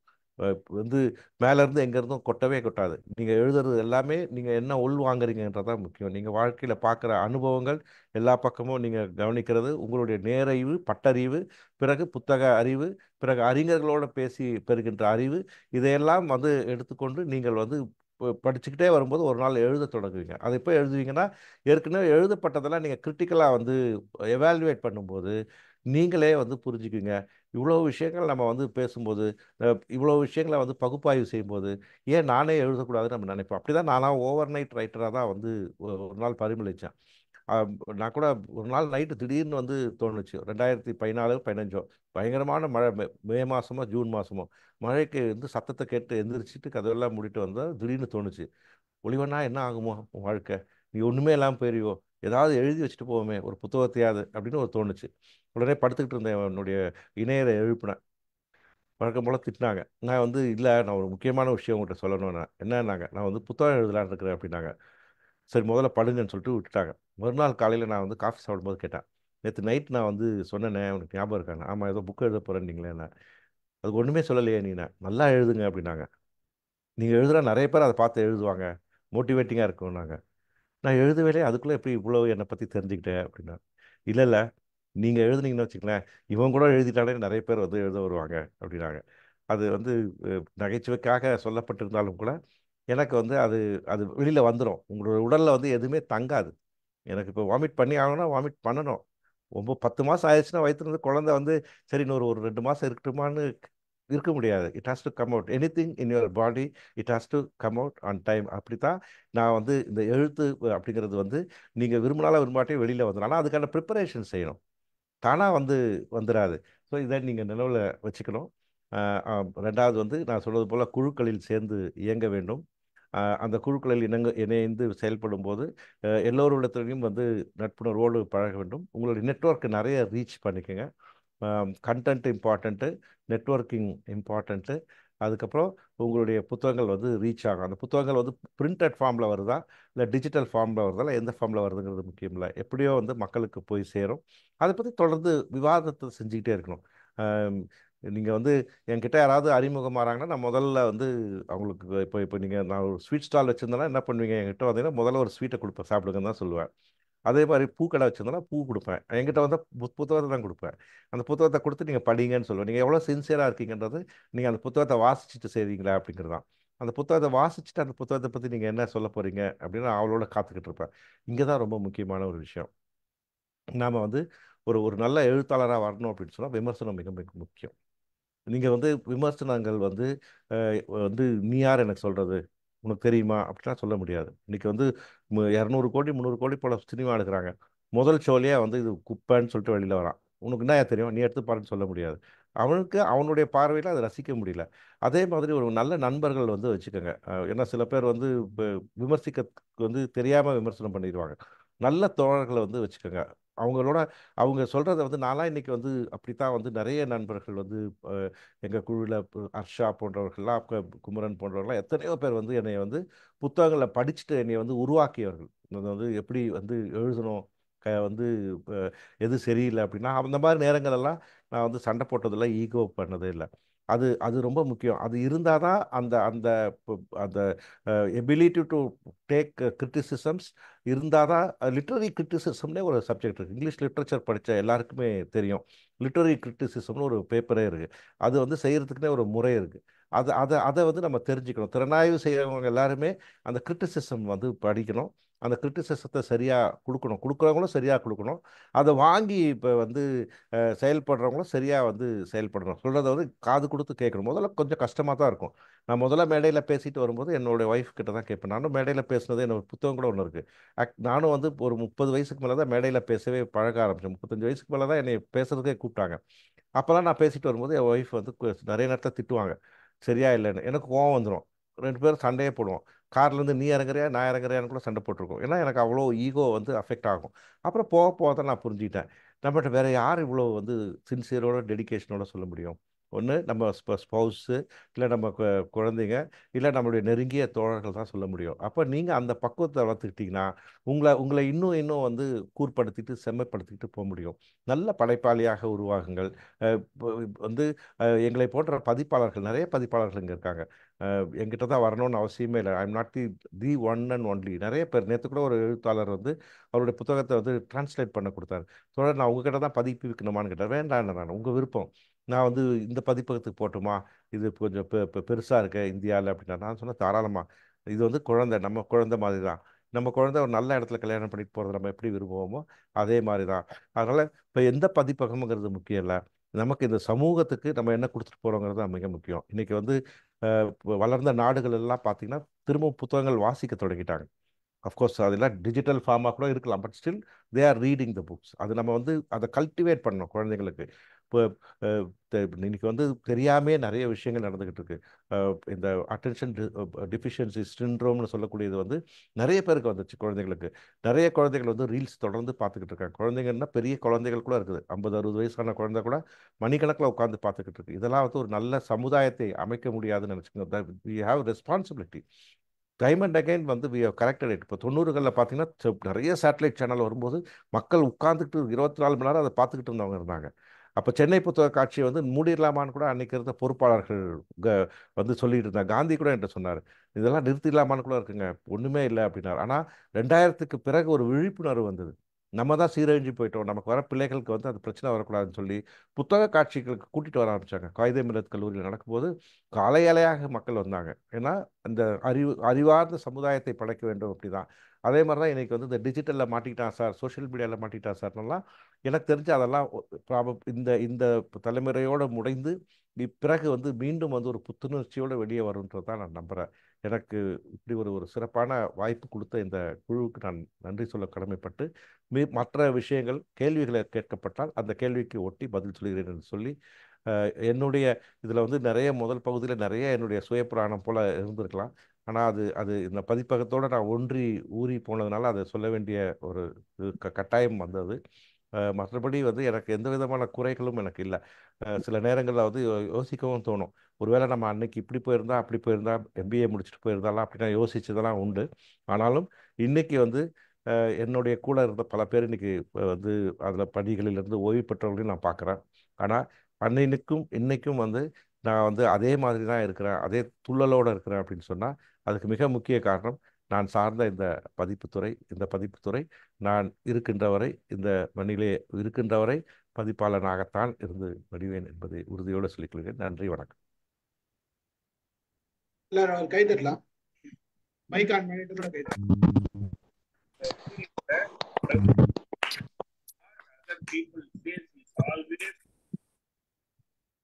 மகிழ்ச்சி. மைக் ஆன் ஆஃப் பண்ணி விடுங்க எல்லாரும். ரொம்ப மகிழ்ச்சி சார், ஒரு அருமையான உரை. இதுல பல தகவல்கள் நீங்க சுயபுராணம் சொன்னீங்க, பட் அது எல்லாமே தேவையான தகவலுக்கு தான் கொடுத்துருக்கீங்க. அதுல முக்கியமா வந்து நீங்க அப்பாவோட விஷயங்கள்லாம் சொன்னது, அதுல முக்கியம் அந்த செக்கு ஒண்ணு ஞாபகார்த்தமா நீங்க வாங்கிட்டு வந்திருக்கீங்க சார். அது வந்து ஒரு அடையாளம் தான், தேவையான ஒரு விஷயம். புத்தகம் ஃபாரின் போய் புத்தக கண்காட்சி எல்லாம் பார்த்ததெல்லாம் ஒரு மிகச்சிறந்த அனுபவங்கள் தான். நம்ம போகும்போது அந்த அனுபவங்கள், அதை விட மிக சிறந்த சிறப்பு வந்து யாரோட எந்த பப்ளிஷர்ஸ் கூட போங்க அப்படின்னு சொல்றீங்க பாருங்க. இது மிகப்பெரிய மனம் இருந்தாதான் சொல்ல முடியாது, சாதாரண சொல்ல முடியாது. பெரும்பாலும் பப்ளிஷர் அப்படின்றப்ப அவங்களோட பார்வை எப்படி இருக்கும் அப்படின்றது ஒரு சிலருக்கு தெரியும். ஆனா நீங்க தெளிவான ஒரு உரையை கொடுக்குறீங்க. நீங்க எவ்வளவு தெளிவா இருக்கிறீங்கன்றதை வச்சுதான் நம்ம மற்றவங்களுக்கு சொல்ற விஷயங்கள் வந்து ரீச் ஆகுதுன்றதுதான். அன்னைக்கு பேசினப்பவும் பார்த்தா இன்னைக்கும் சொன்னீங்க, உப்பையா இருந்தாலும் எழுதுங்க, அது உண்மைதான். இதுல அப்படிதான் நாங்க பேசுறதுக்காக ஆரம்பிச்சதுலதான் மனச்சாரல்னு ஒரு புத்தகத்தை, இணைய வழி புத்தகத்தை ஆரம்பிச்சோம். அது கொஞ்சம் சக்சஸ்ஃபுல்லா போயிட்டு இருக்கு. அதை நான் காப்பியை சாருக்கு அமைச்சேன், சார் பாராட்டினாரு, அது எங்களுக்கு ரொம்ப மகிழ்ச்சி. நன்றியும் அதற்காக. இப்பொழுது யாராச்சும் கேள்விகள் கேட்கிறதோ சிவரசெல்வர்கள் கலந்தார். சார் எவ்வளவு நேரம் உங்களுடைய நேரம் சார்? எனக்கு ஒன்றும் பிரச்சனை இல்லை சார், நான் இருக்க முடியும் சார், ஒன்றும் ப்ராப்ளம் இல்லை சார். சரி, ஏன்னா நாங்க எப்பயுமே ஒரு 9 o'clock வரைக்கும் இருக்கோம். நான் இருக்கலாம் சார், எனக்கு ஒன்றும் பிரச்சனை இல்லைங்க சார். சரிங்க, ரைட், ஓகே. நன்றி சார். நன்றி சார். வணக்கம் சார், நான் பேசட்டேன் சார்.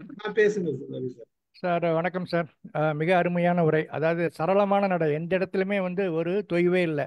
அப்படியே கேட்க கேட்க அப்படியே கேட்டுகிட்டே இருக்கணும் போல இருந்தது. ரொம்ப நல்லா இருந்தது. கடைசியாக முடிக்கும் போது குறையொன்றும் இல்லை கண்ணா அப்படின்ற லெவலில் முடிச்சிங்க. உங்களோட வரலாறு வந்து கேட்குறதுக்கு வந்து ரொம்ப சுவையாக இருந்தது. எப்போ இப்படிலாம் இந்த பிரிண்டிங் இண்டஸ்ட்ரி மாறி மாறி வந்தது அப்படின்லாம் கேட்குறது வந்து ரொம்ப ரொம்ப நல்லா இருந்தது.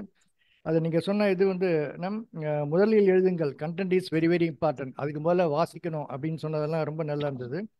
And branding is nothing but trust with the brand அந்த மாதிரி சொன்னது.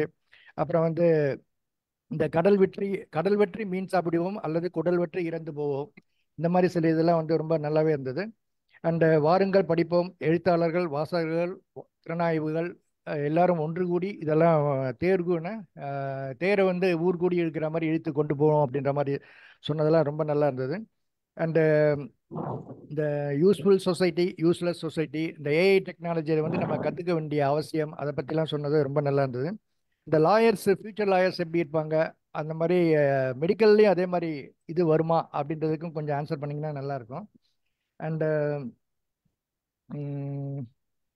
நானும் எழுதிட்டேன், அதாவது நீங்களே எழுதிட்டீங்க மற்றவங்க ஏன் எழுத மாட்டாங்க அப்படின்ற ஒரு கிண்டலாக சொன்னால் கூட அதை நீங்கள் வந்து ரொம்ப சீரியஸாக எடுத்துகிட்டு இது பண்ணது வந்து ரொம்ப நல்லா இருந்தது.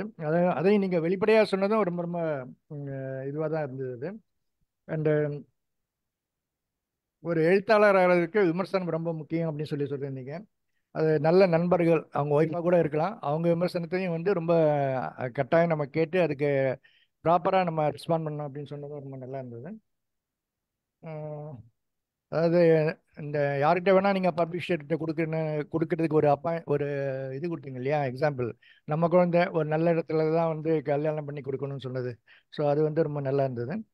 வளர்ந்த நாடுகளில் ரீடிங் ஸ்டார்ட் பண்ணிட்டாங்க அப்படின்னீங்க. நம்ம இந்தியா போன்ற நாடுகளில், தமிழ்நாடுகளில் இந்த வாசிக்கிறது ஸ்கூலில் வந்து எப்படி கொண்டு போகிறது அப்படின்ற ஒரு ஐடியாவும் கொடுத்தீங்கன்னா நல்லாயிருக்கும். நான் இப்போ 2 கேள்வி கேட்டிருக்கேன். ஒன்று மெடிக்கல் ஃபீல்டில் இது எப்படி போகும், ரெண்டாவது வந்து இந்த வாசிப்பை வந்து தமிழ்நாடு லெவலில் ஸ்டூடெண்ட்ஸ் லெவலில் எப்படி கொண்டு போகிறது, அது ரெண்டுத்துக்கும் ஏதாவது இது இருந்தால் சொல்லுங்கள். நன்றி சார். நான் ஏற்கனவே வந்து ஒரு இந்து பத்திரிகையில் தொடர்ந்து ஒரு 3 தடவை எழுதியிருக்கேன் இந்த செயற்கை நுண்ணறிவு பற்றி. அதை ரெண்டாவது முதல் கட்டுரையில எழுதியிருந்தேன். 2 துறைகள் வந்து அடுத்த ஆண்டு 2025 வந்து மிகப்பெரிய அளவில் வந்து தாக்கம் ஏற்படுத்துங்கிறது. ஒன்று வந்து இது சட்டத்துறை, இரண்டாவது துறை வந்து மருத்துவத்துறை. என்ன அப்படின்னா 2 விஷயம். ஒன்று வந்து மருத்துவர்களுக்கு மிக பெருமளவில் வந்து இது உதவி செய்யக்கூடியதாக இருக்க ஒன்று. ஒரு நண்பர் வந்து சொன்னார், இது வந்து எந்த அளவுக்கு பாதிக்கும்னா அமெரிக்காவில் வந்து இப்போ ரெவின்யூ வந்து நிறைய கம்மியாயிடும் அப்படிங்கிறாங்க. ஏன்னா ஒரு டாக்டர் வந்து அங்கே வந்து ஹவர்லி பேசிஸ் தான் கனெக்ட் பண்ணுவாங்க. ஒரு பேஷண்ட்டோட எவ்வளோ செலவு பண்ணுறாங்களோ அதுதான் செய்ய முடியும். இப்போ 10 மணி நேரம் 12 மணி நேரம் அவர் அசஸ் பண்ணுறது எடுக்கிறதெல்லாம் இனி வந்து அரை மணி நேரத்தில் முடியும். அப்படி வந்து ரெவின்யூ குறையும் அப்படின்னு எதிர்பார்க்குறாங்க. ஆனால் மெடிக்கல் ஃபீல்டில் வந்து நிறைய வந்து வந்து இப்போ வரும். இப்போ இது வேற லைன் போயிடும். ஒன்று வந்து 2045 மனிதன் வந்து சாவற்ற, அதாவது இம்மார்டாலிட்டி ஸ்டேஜ் வந்து ரீச் பண்ணுவாங்கிறதுக்காக ஒர்க் பண்ணிட்டு இருக்காங்க. போகிற போக்கு பார்க்கும்போது 2030-32 வந்து 100 வயது கடந்து வாழ்கிறவங்களுடைய எண்ணிக்கை வந்து அதிகமாக இன்றைக்கே உலகம் முழுக்க அது நிறைய வருது. அதில் வந்து இப்போ இன்னைக்கு வந்து செயற்கை நுண்ணறிவு, அப்புறம் இப்போ ஜெனட்டிக், இப்போ பார்த்தீங்கன்னா பயோ இன்ஜினியரிங், பயோமெடிக்கலில் இந்த மாதிரி நிறைய இடங்கள். அதே மாதிரி இப்போ உலகத்தில் வந்து எனர்ஜிலையும் நிறைய மாற்றங்கள் வருது. எனர்ஜி சஃபிஷியன்சி வந்துடும் அப்படிங்கிறாங்க. நியூக்ளியர் ஃபியூஷன் போன்றவைகள் மூலமாக இனி வந்து எந்த விதமான வந்து எனர்ஜிக்கு வந்து ப்ராப்ளம் இருக்காதுங்கிறாங்க. உணவு வந்து இப்போ பற்றாக்குறையே இருக்காது. காரணம், நீங்கள் வீட்டிலேயே வந்து தேவையான அதான் மரம் செடி எதுவுமே இல்லாமல் உங்களுக்கு வேண்டியவைகளை வந்து நீங்கள் வந்து கல்ச்சர்டு வெஜிடபிள்ஸ், கல்ச்சர்ட் மீட் இதெல்லாம் வந்து தயாரிக்க முடியும். இன்றைக்கி ஏற்கனவே சிங்கப்பூர், இஸ்ரேல், அமெரிக்காலெல்லாம் வந்து செயற்கை முறையில் தயாரிக்கப்பட்ட உணவு. செயற்கை முறைனா அது வேற இல்லை. நீங்கள் செல்லை கல்ச்சர் பண்ணி உங்களுக்கு எது பிடிக்குமோ அந்த பகுதியை மட்டும் உருவாக்கி செய்ய முடியும். ஸோ அதனால் நிறைய நிறைய சந்தோஷமான விஷயங்கள்லாம் இருக்குது. அதே மாதிரி டிசைனர் பேபிஸ் வந்துடும். குழந்தைகள் வந்து ஆண் பெண் கூடி தான் பெற வேண்டிய நிலைமை போய் அவரவர்கள் நாய்க்குட்டிகளை எப்படி இன்றைக்கி நாய்க்குட்டிகளை வந்து எத்தனைலாம் படிப்பை வந்து அதோட லீனியேஜ் எல்லாம் பார்த்து ரஷ்யா, ஆஸ்திரேலியா, அமெரிக்கா அப்படிங்கிற மாதிரி குழந்தைகளுக்கு வந்து இனி எதிர்காலத்தில் வந்து எந்த விதமான நோய்களும் இல்லாமல் எதுவுமே வரக்கூடிய வாய்ப்பு இல்லாமல் அதில் வந்து அந்த மாதிரி தேர்ந்தெடுக்கப்பட்ட டிசைன் பேபிஸ் வரும்போது இது உலகமே வந்து ஒரு கம்ப்ளீட்டாக வந்து ஒரு we are moving towards a new world order. இந்த இந்த இந்த இந்த 10 ஆண்டுகள் முடியறதுக்குள்ளேயே வந்து நிறைய மாற்றங்களை பார்ப்போம். இது வந்து நிறைய தினம் காலையில் நீங்கள் வந்து நான் கேட்குறதே அதான், இன்றைக்கி என்ன புதுசாக வந்திருக்கு அப்படின்னு. இன்றைக்கி புதுசாக நிறைய வந்துட்டே இருக்குது. முந்தானத்து பார்த்தது இன்றைக்கி பழசாயிருச்சு. ஸோ நிறைய விஷயங்கள் வருது. மெடிக்கல் ஃபீல்டு வந்து no exception to that. Transparency வந்துடும். நீங்களே உங்களுடைய பிரச்சனைகள் என்ன அப்படிங்கிறத அதில் சொன்னீங்கன்னா, ஒரு ரத்தத்தை சாம்பிள் எடுத்து கொடுத்தீங்கனாலே கம்ப்ளீட்டாக அனலைஸ் பண்ணி அசஸ் பண்ணி அதை பண்ணுறதுக்கு ஒரு மெடிக்கல் டாக்டர் வந்து 6 வருஷம் 7 வருஷம் படிச்சுட்டு வந்து அதை பண்ணக்கூடியதை ரொம்ப எளிமையாக வந்து ChatGPT செஞ்சிடும். அதாவது ஆர்டிஃபிஷியல் இன்டெலிஜென்ஸ் ChatGPT மட்டும் இல்லை, இன்றைக்கி கூகுளும் வந்து மிகப்பெரிய அளவில் போட்டியோடு வந்துகிட்டு இருக்காங்க. அவங்களும் வந்து வந்து ஈக்குவலாக வந்து ChatGPTயோட ஃபைட் பண்ணிகிட்டு இருக்காங்க. இந்த ரெண்டுமே ஆரோக்கியமான போட்டி. அவ்வளோதான். இந்த அளவில் அதை நிறுத்திக்கிறேன் சார். நன்றி. இல்லை, ஸ்கூல் பசங்கிட்ட இந்த ரீடிங் ஹேபிட் எப்படி கொண்டு போகிறது ஏதாவது? அது வந்து நம்ம ஸ்கூல்லையே நம்ம சொல்ல முடியாது. நான் வந்து வீட்டை தான் சொல்லுவேன். ஸ்கூல் டீச்சர்ஸ் வந்து இன்றைக்கி எப்போ கவர்மெண்ட் ஸ்கூல்லேருந்து நம்ம ப்ரைவேட் ஸ்கூலுக்கு போனோமோ, ப்ரைவேட் ஸ்கூல்ஸில் எல்லாமே வந்து ரிசல்ட் ஓரியன்ட். நாங்கள் நிறைய ப்ரைவேட் ஸ்கூல்ஸோட இந்த ஃபேக்கல்ட்டி டெவலப்மெண்ட் ப்ரோக்ராம், இது எனக்கு இந்த teaching is another passion for me. நான் வந்து இப்போ ஒரு வேளை வந்து நீங்கள் பதிப்பாளராக வரல அப்படின்னு சொல்லி தான் கண்டிப்பாக டீச்சராக தான் போயிருப்பேன். அதனால எனக்கு டீச்சர்ஸ் தான் நிறைய ஃப்ரெண்ட்ஸு, காலேஜ் ப்ரொஃபஸர்ஸ் எல்லாமே. அப்போ இப்போவும் நான் விடுறதே இல்லை. எனக்கு வாய்ப்பு கிடைக்கும்போது நான் வாரத்தில் ஒரு தடவை எங்கேயாவது போய் கிளாஸ் எடுக்கிறோம். அப்படி பார்க்கும்போது நான் அவங்கள குறை சொல்ல மாட்டேன். ஏன்னா இன்றைக்கி வந்து அவங்களுக்கு நிறைய ஒர்க் லோட் அதிகமாக இருக்குது. முன்னெல்லாம் இன்றைக்கும் ஒரு அரசாங்கத்து கல்லூரிகளில் வந்து பாடத்திட்டம் அவங்களுக்கு வந்து விடுமுறை எதுக்கு வெக்கேஷன் கொடுக்குறாங்க ஸ்டூடெண்ட்ஸ், இது டீச்சர்ஸ்க்கு வெக்கேஷன் வந்து அவங்க போய் படிச்சுட்டு வரணுன்றது, போய் புத்துணர்வோடு வரணும், புத்தாக்கத்தோடு வரணும்னு. அன்ஃபார்ச்சுனேட்லி என்னாச்சுன்னா அந்த 2 மாதம் தான் அதிகமாக வேலை செய்கிறாங்க. நிறைய காலேஜில் வந்து இப்போ ப்ரொஃபஸர்ஸ்லாம் பார்க்கும்போது பரிதாபமாக இருக்குது. அவங்களுடைய அந்த அட்மினிஸ்ட்ரேட்டிவ் ஒர்க்குக்கு தான் அதிகமாக இருக்குது. யூனிவர்சிட்டிலையும் அதே மாதிரி தான் இருக்குது. அப்போ எங்கே கோளாறு அடிப்படையில் அப்படின்னு சொன்னால், நம்ம நிறைய ப்ரைவேட்டில் போய் சேர்க்குறோம். ப்ரைவேட்டில் வந்து ரிசல்ட்டு கொடுக்குறாங்க. அந்த ரிசல்ட்டை பார்க்கும்போது கவர்மெண்ட் ஸ்கூல்ஸும் எய்டட் ஸ்கூல்ஸும் போட்டி போட வேண்டியதுன்னா அவங்க சர்வே ஆக முடியாது. இப்போ எங்கே இதை செய்ய முடியும் அப்படின்னா வீட்டில் தான் செய்ய முடியும். இப்போ வீட்டில் போய் சோறு ஊட்டுறோம். எவ்வளோ பிஸியாக இருப்பேன்னு சில பேர் சொல்லுவாங்க. எவ்வளோ பிஸினோ நாங்கள் எப்போ சோறு சாப்பிட்டியா முன்னேற்று சாப்பிட்டேன். சாப்பாட்டுக்கு டைம் இருக்குல்ல உனக்கு, 3 வேளை வயிற்றுக்கு கொட்டிக்கிறேன். ஆனால் உன்னால் ஒரு மணி நேரம் புத்தகம் வாசிக்க முடியல அப்படின்னு சொன்னால் அப்புறம் நீங்கள் வந்து எப்படி வந்து இந்த சமூகத்தை மாற்றிட முடியும்? நீங்கள் புத்தகத்தை வீட்டில் 8:30 மணிக்கு மேலே நாங்கள் எல்லோரும் இப்போ இங்கே என்னுடைய குரூப்பில் வந்து சார் ஒரு பொண்ணு ஷோபிதான்னு ஒரு குழந்தை வந்து போன ஒரு 10 நாளைக்கு முன்னால் வந்து ஒரு புத்தகத்தை வெளியிட்டு அந்த பள்ளிக்கூடமே வந்து பாராட்டுச்சு. அது இங்கே வச்சு வெளியிட்டு இருந்தால் கூட ஒரு 20-30 பேர் இருந்திருப்பாங்க. ஆனால் மொத்த பள்ளிக்கூடமே பாராட்டுச்சு. அது காரணம் என்னென்னா அந்த பிள்ளையை நான் 3 வருஷமாக பார்க்குறேன். அந்த குழந்தைகளுக்கான கதை சொல்கிற திங்கட்கிழமை நடக்கிறதுல கதை நிறைய சொல்லி சொல்லி சொல்லி இப்போ அது கதைக்கு இப்போ புத்தகங்கள் வாசிக்கிறது கதை சொல்கிறது மட்டும் இல்லை, அதை தாண்டி வந்து தன்னுடைய வகுப்பில் இருக்கிற எல்லா சப்ஜெக்ட்லையுமே ஃபர்ஸ்ட் வருது. அதனால் நிறைய பேர் முட்டாள்தனமாக பண்ணுறாங்க. இதெல்லாம் டைம் வேஸ்ட் பண்ணாத, அதை படிக்கிறேன். அப்படி இல்லை. நீங்கள் ஒரு புத்தகத்தை எடுத்து வாசிக்கும் போது உங்களுடைய மூளையில் இருக்கிற எல்லா ஜன்னல்களும் கதவுகளும் திறக்கப்படுது. அப்போ நீங்கள் உங்களுடைய அப்சார்ப்ஷன் ரேட் வந்து அதிகம். இப்போ எங்களுடைய பாருங்கள் படிப்பும் குழுவில் இருக்கிற நிறைய பேர் சொல்லியிருக்காங்க, இந்த நாங்கள் வந்து ஏதாவது ஒன்று வந்து எடுத்து படித்தா உடனே நல்லா படிக்க முடியும். இப்போ சமீபத்தில் கூட ரிசர்ச் PhD முடித்தாங்க ரெஜினா சந்திரா போன்றவர்கள்லாம் சொன்னாங்க, எனக்கு ரொம்ப ரொம்ப ஈஸியாக இருந்தது சார் அதை முடிக்கிறதுக்கு அப்படின்னாங்க. காரணம் வந்து அந்த படிக்க ஓடி ஓடி தினம் ஓடி ஓடி பயிற்சி பண்ணுறோம். அந்த கிரிக்கெட்டில் இருந்தாலும் சரி, ஃபுட்பாலில் இருந்தாலும் ஓடுவான். அது மாதிரி தான். அப்போ இது வீட்டில் இருந்தால் வரணும். நீங்கள் வீட்டில் அதை வந்து தினம் வந்து 7:30 மணி 8 மணிக்கு வந்தோடனே இன்றைக்கி ஒருத்தர் வந்தார், வந்து 2 பேர் வந்திருந்தாங்க. இந்தியாவில் வந்து ஒரு பெரிய அச்சகம். அவங்க வந்தபோது இங்கே உட்காந்துருந்தாங்க. ரொம்ப முக்கியமான விஷயம் பேசும்போது ஒருத்தர் மட்டும் பார்த்து அங்கேருந்து ஒரு புக் எடுத்தார் குழந்தைக்கு. எடுத்து இது எவ்வளோ புக் விளையாடுறாரு, 180 ரூபான்னு சொன்ன உடனே இது எனக்கு வேணும் அப்படின்னு சொன்னார். நான் அப்போ தான் அவர்கிட்ட சொன்னேன், இது நான் வந்து உங்கள்கிட்ட இருந்து கற்றுக்கிறேன் சார், நான் செய்யலை சார் நிறைய நேரத்தில் அப்படின்னு சொன்னேன். ஏன்னா நீங்கள் இங்கே வந்து இவ்வளோ ஒரு முக்கியமான விஷயம். இப்போ நான் இதே புத்தகத்தை இங்கே பார்த்தேன், என் கவனம் எப்படி தெரியுமா போவோம், இது எப்படி பைண்ட் பண்ணியிருக்காங்க, இது எப்படி வந்து பிரிண்ட் பண்ணியிருக்காங்க, அந்த டெக்னிக்கல் ஆஸ்பெக்ட்ஸ் தான் பார்க்கணும். எனக்கு அந்த புத்தகத்தை பார்த்தோன்னா உங்கள் வீட்டில் இருக்க உங்கள் மகன் நினைவுக்கு வந்தா இல்லைங்களா? அதுதான் சார் கிரேட். ஏன்னா என்னோட சன்ஸுக்கெலாம் என் மேலே இன்னும் குறை உண்டு. நீங்கள் வந்து எனக்கு என்ன செஞ்சீங்கன்னு. நான் போய் வெளிநாட்டிலேருந்து ஒரு 30,000-40,000 ரூபாய்க்கு ஒன்று வாங்கிட்டு வந்து கொடுத்ததெல்லாம் அவன் பெருசாகவே எடுத்துக்கல. சார் இதெல்லாம் வந்து நீங்கள் ஏதோ கடமைன்னு எடுத்துக்கிறான். ஆனால் நீங்கள் உங்களுடைய வேலை நேரத்தில் கூட அவங்களுக்காக செலவு பண்ணி ஒரு 30 ரூபாய்க்கு 50 ரூபாய்க்கு வாங்கிட்டு போகிறீங்களா, அதை தான் குழந்தைங்க வந்து செரிஷ் பண்ணுறாங்க. நான் வந்து அவர்கிட்ட அதை தான் சொன்னேன். நான் திரும்ப ஒரு தடவை வந்து முதல்ல வரலாமான்னு கூட தோணுது சார், ரீவைண்ட் பண்ணால் பசங்களுக்கு. அப்போது பசங்களை இப்போ அன்ஃபார்ச்சுனேட்லி எங்கள் வீட்டில் என் பிள்ளைகள் வந்து படிக்கிறாங்க. காரணம் நாங்கள் படிக்கிறதுனால, இணையர் படிக்கிறதுனால அவங்களும் வந்து அந்த புத்தகம் வாசிப்பில் வந்துட்டாங்க. அதனால் பள்ளிக்கூடம் பண்ணணுன்றது நினைக்கிறது வந்து தவறு. பள்ளிக்கூடமாக சாப்பிட்றதுக்கு சொல்லிக் கொடுத்தது, பள்ளிக்கூடமாக குளிக்கிறதுக்கு சொல்லிக் கொடுத்தது, பள்ளிக்கூடமாக ட்ரெஸ் வாங்கி கொடுத்தது இல்லை, வீடு தானே. இப்போ வீட்டில் நம்மளுடைய லைஃப்பில் புத்தகம் வாசிக்கிறதுன்னு இன்டெக்ரல் பார்ட் வந்தால் எல்லாமே சரியாயிரும் சார். எங்கள் பிரச்சனையாக தானே சார், 10 புக்கு வந்த இடத்துல 100 புக்கு வருது, 100 புக்கு வந்த இடத்துல 1000 புக்கு வருது. ஆனால் எவ்வளோ புக்கு விற்க முடியுது இன்றைக்கி? 50 புக்கு 100 புக்கு தான் சார் விற்குது. நாங்கள் ஒரு காலகட்டத்தில் 2000 காப்பி 3000 காப்பிலாம் விற்றவங்க. ஏன் விற்க மாட்டேது? வாங்க மாட்டேங்கிறோம். 100 ரூபாய் 200 ரூபாய்க்கு கூட புக்கு வாங்க தயாராக இல்லை. நீங்கள் ஒரு புத்தக நிகழ்ச்சிக்கு போனால் ஏன் ஒரு 5 புக்கு வாங்கிட்டு போய் பார்க்குறவங்களுக்கு புத்தகத்தை கொடுக்கக்கூடாது? அன்னைக்கு இந்த குழுவிலேருந்து அவங்க வந்திருந்தாங்க. இப்போ இவங்க பத்மா வந்த போது கூட நான் புத்தகத்தை தான் கொடுத்தேன். நான் அதை வந்து நம்ம வழக்கமாக வச்சுக்கிட்டோன்னு வச்சுங்க சார், டெஃபினட்டாக வந்து அதை தான் இன்றைக்கி அட்வான்ஸ் சொசைட்டிலெல்லாம் செய்கிறாங்க. இந்த இந்த இந்த நம்ம சொசைட்டியை வந்து ஒரு மேம்பட்ட சமூகமாக்கணும், அதை செய்யணும். நன்றி சார். நன்றி சார். நன்றி சார். வாங்க சார்ல, இவங்க யூஸ்லேருந்து பேசுகிறேன். வணக்கம் சார். வணக்கங்க.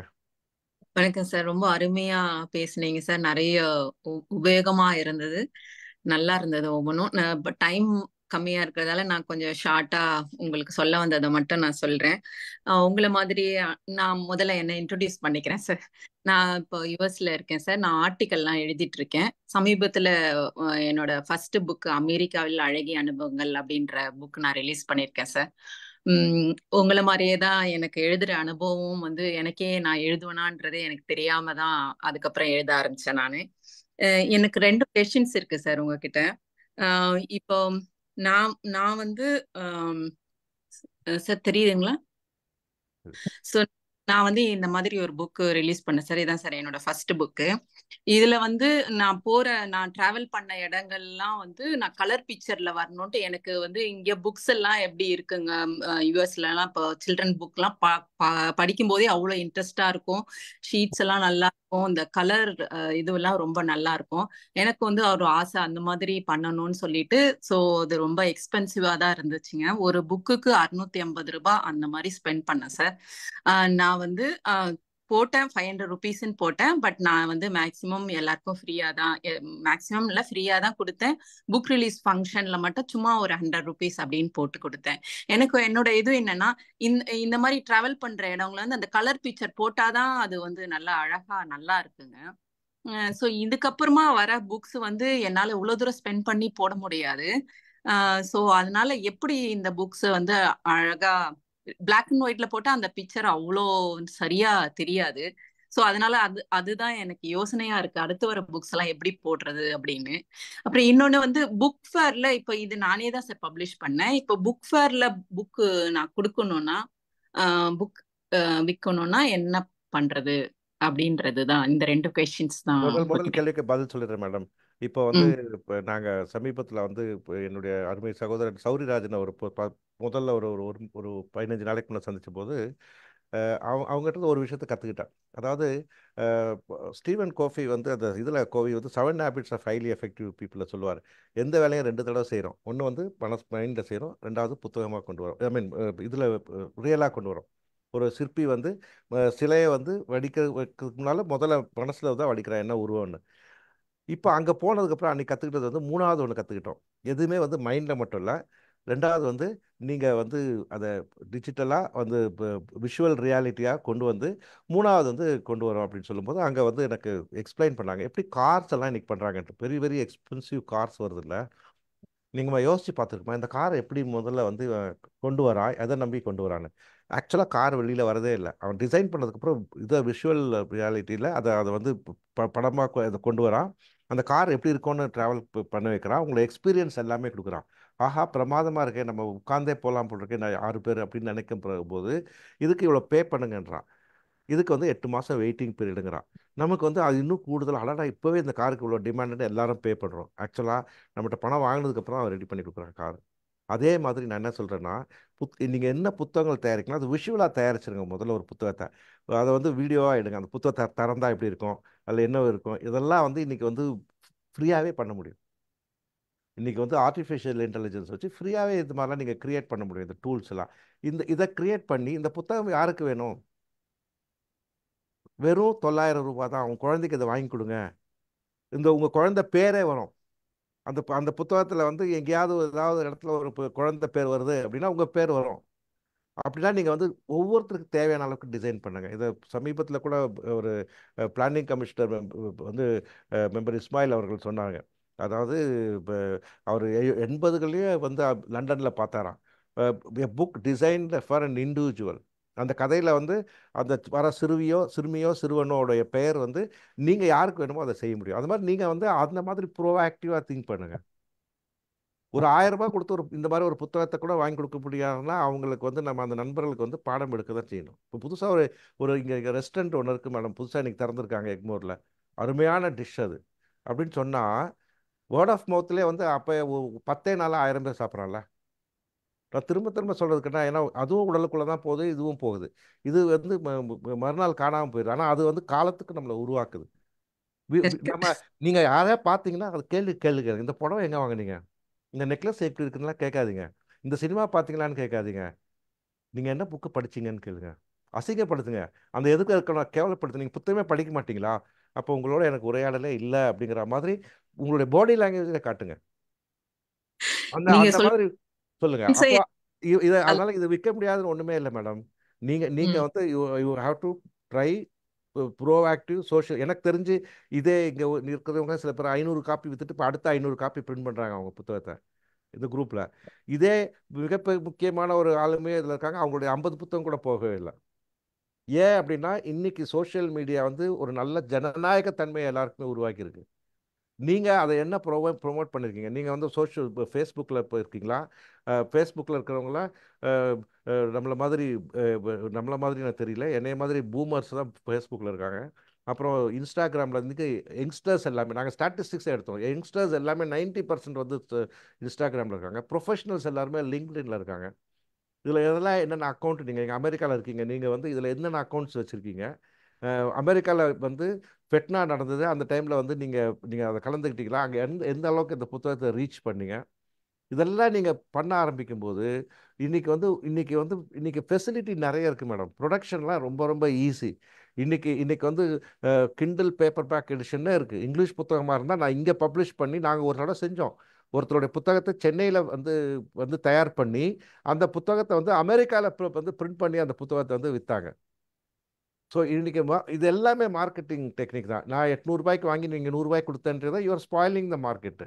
அப்போ என்ன நினைக்கிறாங்க, இதெல்லாம் இப்போ ஒரு நாள் ஆனால் அந்த புத்தகத்தை 100 கொடுப்பாங்க அப்படின்னு நினைப்பாங்க. அப்போ இவ்வளோ பெரிய புத்தகத்தையே 100 தான் கொடுத்துருக்காங்க சரளா மேடம்.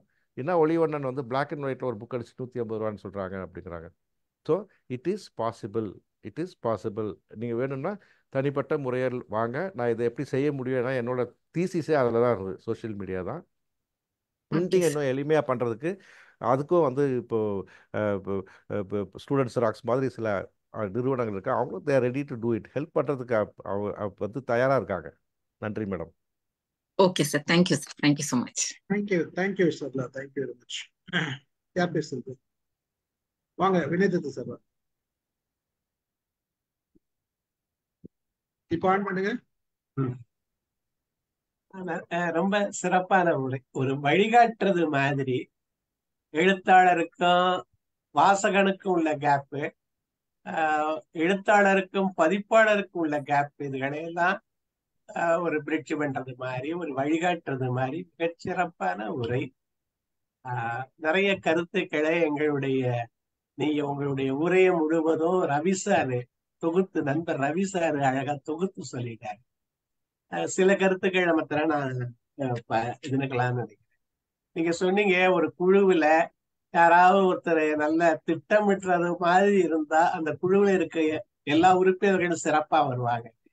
எங்க குழுவுல, இந்த எம்ஐஎம் குழுவுல ஒரு 4 வருஷத்துக்கு முன்னாடி இத்தனை எழுத்தாளர்கள் இல்ல. இப்ப இங்க ஒரு 12-13 எழுத்தாளர்கள் புத்தகமே வெளியிட்டு இருக்காங்க. அதுக்கெல்லாம் இது ஒரு உந்து சக்தியா இந்த குழு இருந்திருக்குங்கிறது உங்களுக்கு நான் சொல்லிக்கிறதுல எனக்கு மகிழ்ச்சி. அவர்கள் எல்லாம் இப்ப வெளியிட்டு இருக்காங்க. ரொம்ப அது ஒரு மகிழ்ச்சி, அது ஒரு பெருமை இருக்கு அதுல. அதாவது 2 இருக்கு. ஒண்ணு வணிகம் இருக்கு, இன்னொன்னு ஒரு பெருமை. நான் ஒரு புத்தகம் வெளியிட்டேன்னு பெருமை. அவங்க நண்பர்கள்ட்ட தான் கொடுத்தாலும் கூட அந்த பெருமை இருக்கு பாருங்க, அது இந்த பணமுத்துக்கெல்லாம் அப்பால் பட்டது அப்படின்னு நான் பாக்குறேன். அது ஒரு பார்வை. நிறைய இந்த பகுதியில, நான் காரைக்குடி பகுதியில நிறைய பதிப்பாளர்கள் இங்க இருந்து வந்தவங்க. வானதி, திருநாவுக்கரசு, நமது வெற்றி, மணிவாசக நூலகம், முல்லை, பாரி, எவ்வளவோ பேர். இங்கே செல்வி வீரப்பன் அவங்க இருந்தாங்க, செல்வி பதிப்பகம். அவர்லாம் எவ்வளவு சிரமப்பட்டாரு, எவ்வளவு இது பண்ணாரு. அவர் மிகச்சிறந்த நூல்கள், திருக்குறள் முனுசாமி அவர்களுடைய நூல்கள்லாம் இங்க காரைக்குடி நிறைய பதிப்பகங்கள் இங்க வந்திருக்கு. நான் ஏன் சொல்ல வந்தேன்னா, ஒரு தவணை வெற்றி மெய்யப்பன் அவர்கள் பேசுற போது சொன்னாங்க, அதாவது வாயிருக்கவெல்லாம் பேசிடலாம், ஆனா கையிருக்கவெல்லாம் எழுதிட முடியாதுன்னு. கையிருக்கவெல்லாம் எழுதிட முடியாது. எழுத்து நீங்க அதுக்கு நிறைய கேட்கணும். நீங்க எழுத்தாளர் ஆகிறதுக்கு என்ன பண்ணணும்லாம் சொன்னீங்க. அந்த எழுதுறது நாங்க கூட சொல்றது, திராவிட பேச்சாளர்கள் எல்லாரும் எழுத்துலையும் பேச்சிலையும் ஆரம்பிச்சாங்க. ஆனா கலைஞர் மாத்திரம்தான் கடைசி வரைக்கும் எழுத்த வச்சிருந்தார். அவருக்கு உயிர்ப்போட இருந்துச்சு. அதனால நீங்க இப்ப நிறைய நெட்வொர்க்கிங் சொன்னீங்க, நிறைய இடத்துல எழுதலாம்னு இன்டர்நெட்ல. நான் இப்ப பேஸ்புக்ல ஒரு நாளைக்கு ஒரு பக்கமாவது எழுதுறதுன்னு வச்சிருக்கேன். கடைசியில அந்த பேஸ்புக்ல எழுதுனத ஒரு நண்பரு இப்ப சாப்போ அகத்தியலிங்கம்னு ஒருத்தர் ஒரு நூலா வெளியிட்டு இருக்காரு. அப்ப அதெல்லாம் ஒரு உந்து சக்தியாவே இருக்கு. இன்றைக்கு உங்களுடைய உரை மிகப்பெரிய வழிகாட்டி. அதாவது சிலது ஒரு நேரடியான வழிகாட்டி, சில பேருக்கு ஒரு மறைமுகமான ஒரு உந்து சக்தியையும் கொடுத்திருக்கீங்க. மிகச்சிறப்பான உரை. உங்களை வணங்கி பாராட்டி நண்பர்கள் எல்லாம் வணங்கி விடைபெறுகிறேன். நன்றி. நன்றி சார், நன்றி. பூபதி வாங்க.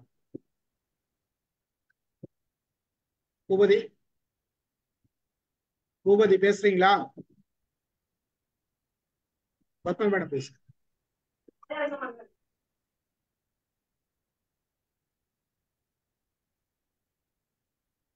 வணக்கம். வணக்கம் ஒலிவண்ணன் சார். ஸோ எனக்கு 2 கேள்விகள் இருக்கு. முதல் கேள்வி வந்து சமுதாயத்துல ஒரு சில காலகட்டத்துல ஒரு கட்டமைப்பு ஒண்ணு நீங்க கூட அந்த வார்த்தையை யூஸ் பண்ணீங்க ஃபோர்ஸ்ட் சுச்சுவேஷன் அப்படின்னு சொல்லி. ஸோ ஒரு கட்டமைப்பு அப்படி உருவாக்கப்படுது. இப்போ கொஞ்ச நாளுக்கு முன்னாடி வந்து ரிஃபைன்ட் ஆயில் தான் சாப்பிடணும், தேங்காய் எண்ணெய் வேண்டாம் அப்படின்னு சொன்னாங்க. இப்போ அது எவ்வளவு பெரிய ஹம்பக் அப்படின்ற மாதிரி நமக்கே தெரிய வருது. ஸோ இலக்கியத்திலயும் இந்த வாசிப்பு இதுலயும் இந்த மாதிரியான ஒரு கட்டமைப்பு உருவாக்கப்படுதா? ஏன்னு கேக்குறேன்னு பாத்தீங்கன்னா, எனக்கு என்ன பிடிக்குமோ நான் அதை தான் வாசிப்பேன். உங்களுக்கு பிடிச்சதை நான் வாசிக்கணும்னு அவசியம் இல்லை, எனக்கு பிடிச்சதை நீங்க வாசிக்கணும்னு அவசியம் இல்லை. ஆனா இப்போ ட்ரெண்டிங் அப்படின்ற ஒரு மாதிரி ஒரு ப்ரோஸ் போயட்ரி இப்போ ட்ரெண்ட்ல இருக்கு, நவீன இலக்கியம் அப்படின்லாம் சொல்லிட்டு இருக்காங்க. ஸோ இது மாதிரி திணிக்கப்பட்ட விஷயங்கள் இலக்கியத்திலும் உண்டா? இது முதல் கேள்வி. இது பதில் சொல்லிட்டு அப்புறம் செகண்ட் கேட்கவா, எப்படிங்க சார்? நான் இதுக்கு பதில் சொல்லிடுறேங்க மேடம். இது ஒரு நல்ல கேள்விதான்.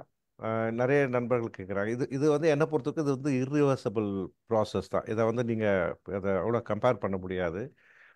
ஏன்னா அதெல்லாம் வந்து அன்றைக்கி வந்து ஒரு மார்க்கெட்டிங் டெக்னிக் தான். நீங்கள் சொன்னது வந்து பாமாயில் சாப்பிட்லன்னா நீங்கள் காலி அப்படிங்கிற மாதிரிலாம் வந்து பயங்கரமாக வந்தது.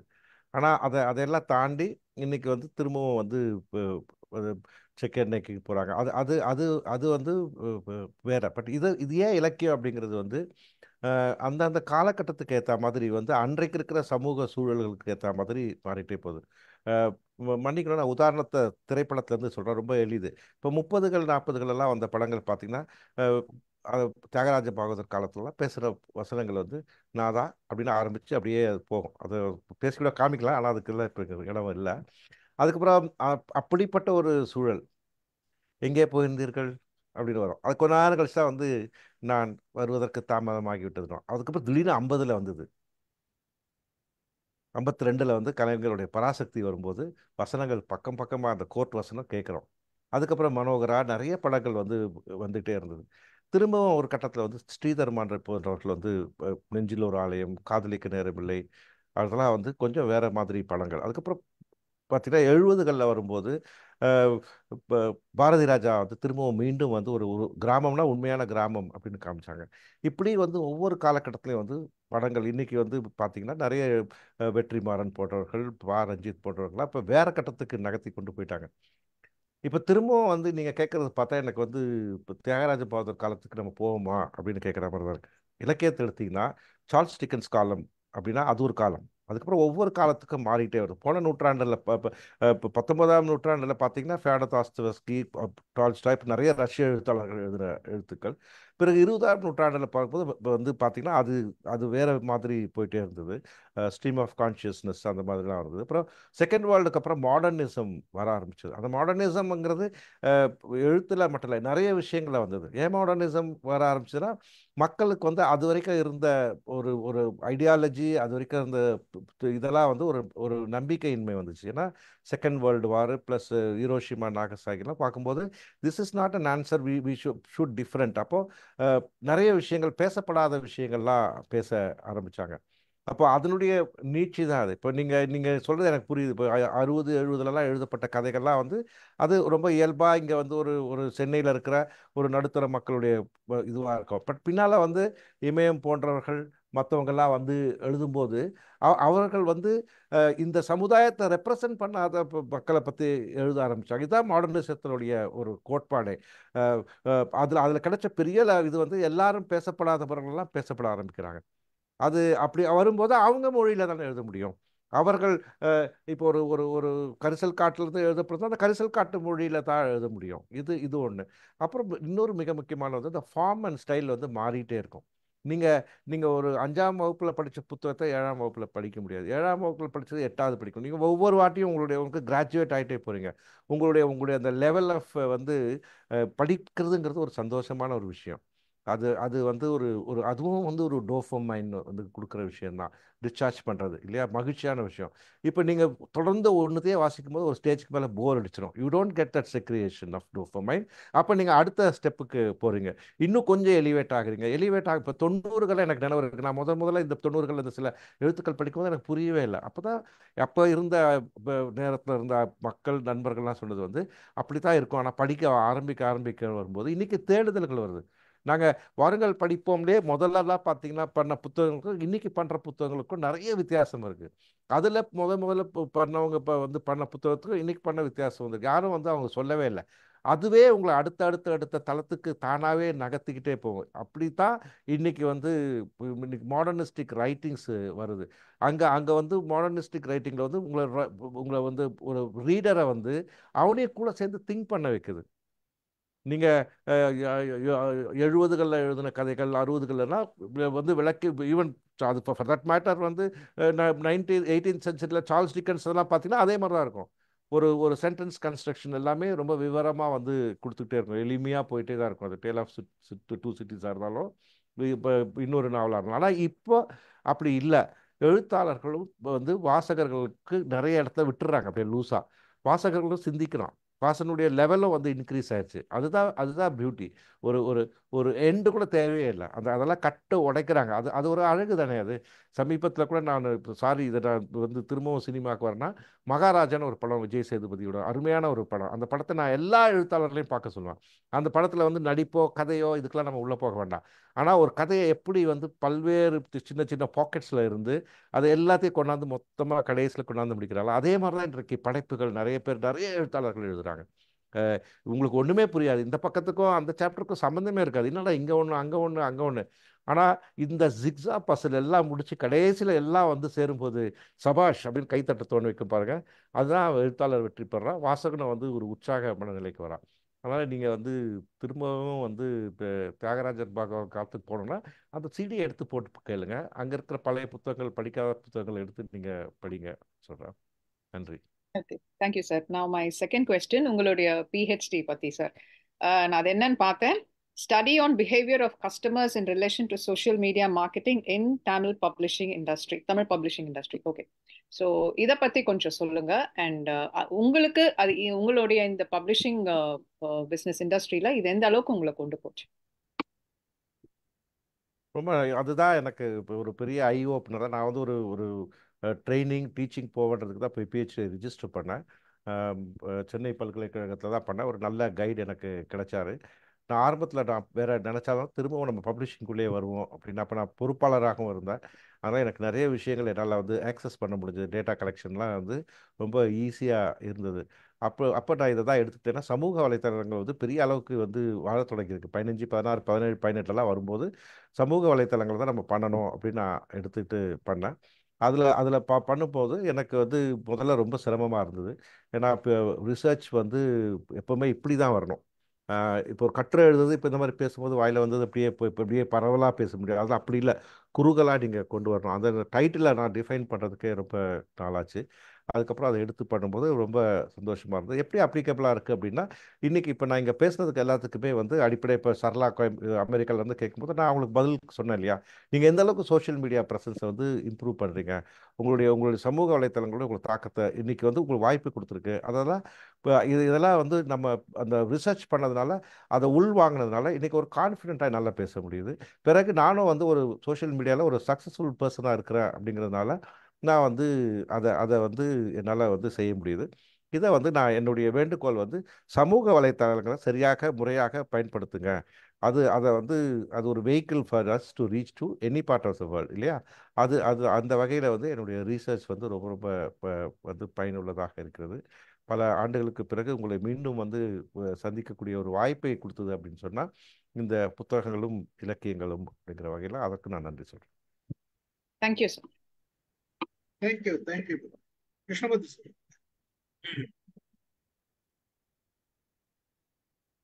மிக அருமையான உரை.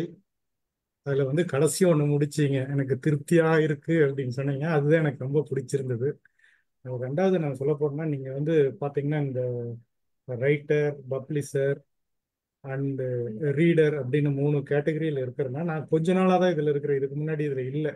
எனக்கு வந்து அவுட் ஆஃப் ஃபோக்கஸ் மாதிரி வேற வெர்டிக்கல் அப்படிங்கிற மாதிரி இருக்குன்னா, நம்ம வந்து இனிஷியலாக நம்ம உள்ள வரும்போது பார்த்தீங்கன்னா, நான் வந்து உங்களெல்லாம் பார்த்தா ஒரு ஜிம் நடத்துகிற மாதிரி தோணுது. ஏன்னா அடிக்கடி ஒரு புக்கை வந்து பப்ளிஷ் பண்ணுறீங்க. நாங்கள் அதை வாங்கி படிக்கிற போது எனக்கு வந்து ஒரு ஜிம்முக்கு போன ஒரு ஃபீலிங், அதாவது பிரெயினுக்கு ஒரு ஆக்டிவிட்டி கொடுத்த மாதிரி இருக்குது. இப்போ நான் படிக்கிறதுக்கு ஆரம்பிச்சேன்னா என்னோட ஆக்டிவிட்டிஸே என்டையர்லி டிஃப்ரெண்ட், தாட்ஸ் எல்லாம் வேற மாதிரி இருக்குது.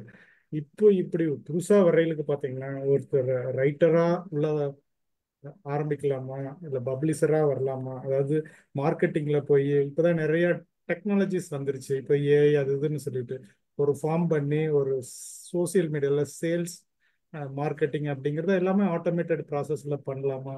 உங்கள் ஐடியா என்னங்க? அது சொன்னீங்கன்னா எனக்கு கொஞ்சம் யூஸ்ஃபுல்லாக.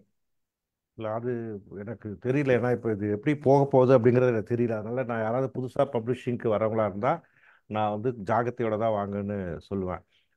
ஏன்னா இந்த இண்டஸ்ட்ரி வந்து நிறைய இருக்குது. இதில் என்ன வாய்ப்புகள் வரும் அப்படிங்கிறது எனக்கு தெரியல. வந்துட்டு தான் இருக்கிறாங்க. ஆனால் நான் என்ன சொல்கிறேன்னா, முதல்ல வந்து ஒரு அடிப்படையில் ஒரு நல்ல வாசிப்பாளராக உருவாக்குங்க, எழுத தொடங்குங்க. அதுக்கு பிறகு வந்து வருங்காலத்தில் வந்து நிறைய செல்ஃப் பப்ளிஷிங் நிறைய வந்து இப்போ தான் திரும்பவும் வந்து செல்ஃப் பப்ளிஷிங் கொஞ்சம் நல்லா போச்சு ஒரு பீரியடில். திரும்பவும் வந்து பப்ளிஷரை சார்ந்து வந்துட்டாங்க. நீங்கள் பப்ளிஷரை சார்ந்து போகக்கூடிய வாய்ப்புகள் இருந்ததுன்னா அதை பயன்படுத்திங்க. ஏன்னா பப்ளிஷர் அப்படிங்கிறது ஒரு ஒரு ஒரு எகெயின் பிராண்ட். அந்த பிராண்டில் போய் பார்க்கணும் அப்படிங்கிறதுக்கு வந்து வரதுக்கு வாய்ப்புகள் இருக்குது. செல்ஃப் பப்ளிஷிங்கும் இன்றைக்கி பண்ணலாம். இன்னைக்கு வந்து நீங்கள் இப்போ புத்தகங்களை அச்சடிக்க வேண்டிய அவசியமே இல்லை. அதுக்கான நிறைய இருக்காங்க. நீங்கள் அவங்கக்கிட்டே வந்து ஒரு many many print on demand printers வந்து அக்ரிகேட்டர்ஸாக மாறிக்கிட்டே இருக்கிறாங்க. அதாவது அவங்களே வந்து இந்த பிகம் செல்லர் இன் ஃப்ளிப்கார்ட், அமேசான் போன்றவங்க. இப்போ எங்களுக்குள்ள பிரச்சனை வந்து எல்லா புத்தகத்தையும் குறைஞ்சது ஒரு 4 புத்தகமாக நாங்கள் வச்சுருக்கணும். அப்போ தான் எங்களால் ஃப்ளிப்கார்ட்லேயோ அமேசான்லேயோ விற்க முடியும். ஆனால் அந்த 4 புத்தகம் வந்து ஒரு ஒரு 1000 டைட்டில் வச்சுருக்கோம். 4000 டைட்டில் வச்சுருக்க வேண்டியது. 4000 டைட்டில்னால் நான் பல லட்சம் ரூபாய்க்கு வந்து இங்கே கொண்டாந்து வச்சு டிஸ்பிளே பண்ண வேண்டியிருக்கு. நிறைய லாஜிஸ்டிக்ஸ் ப்ராப்ளம் இருக்குது. அப்போ இந்த இந்த பிரிண்டரே வந்து அக்ரிகேட்டர் ஆகும்போது யாராச்சும் ஒரு ஃப்ளிப்கார்ட்டில் ஆர்டர் பண்ணால் அந்த ஆர்டர் வந்து நேராக அந்த பிரிண்டருக்கு போயிடும்.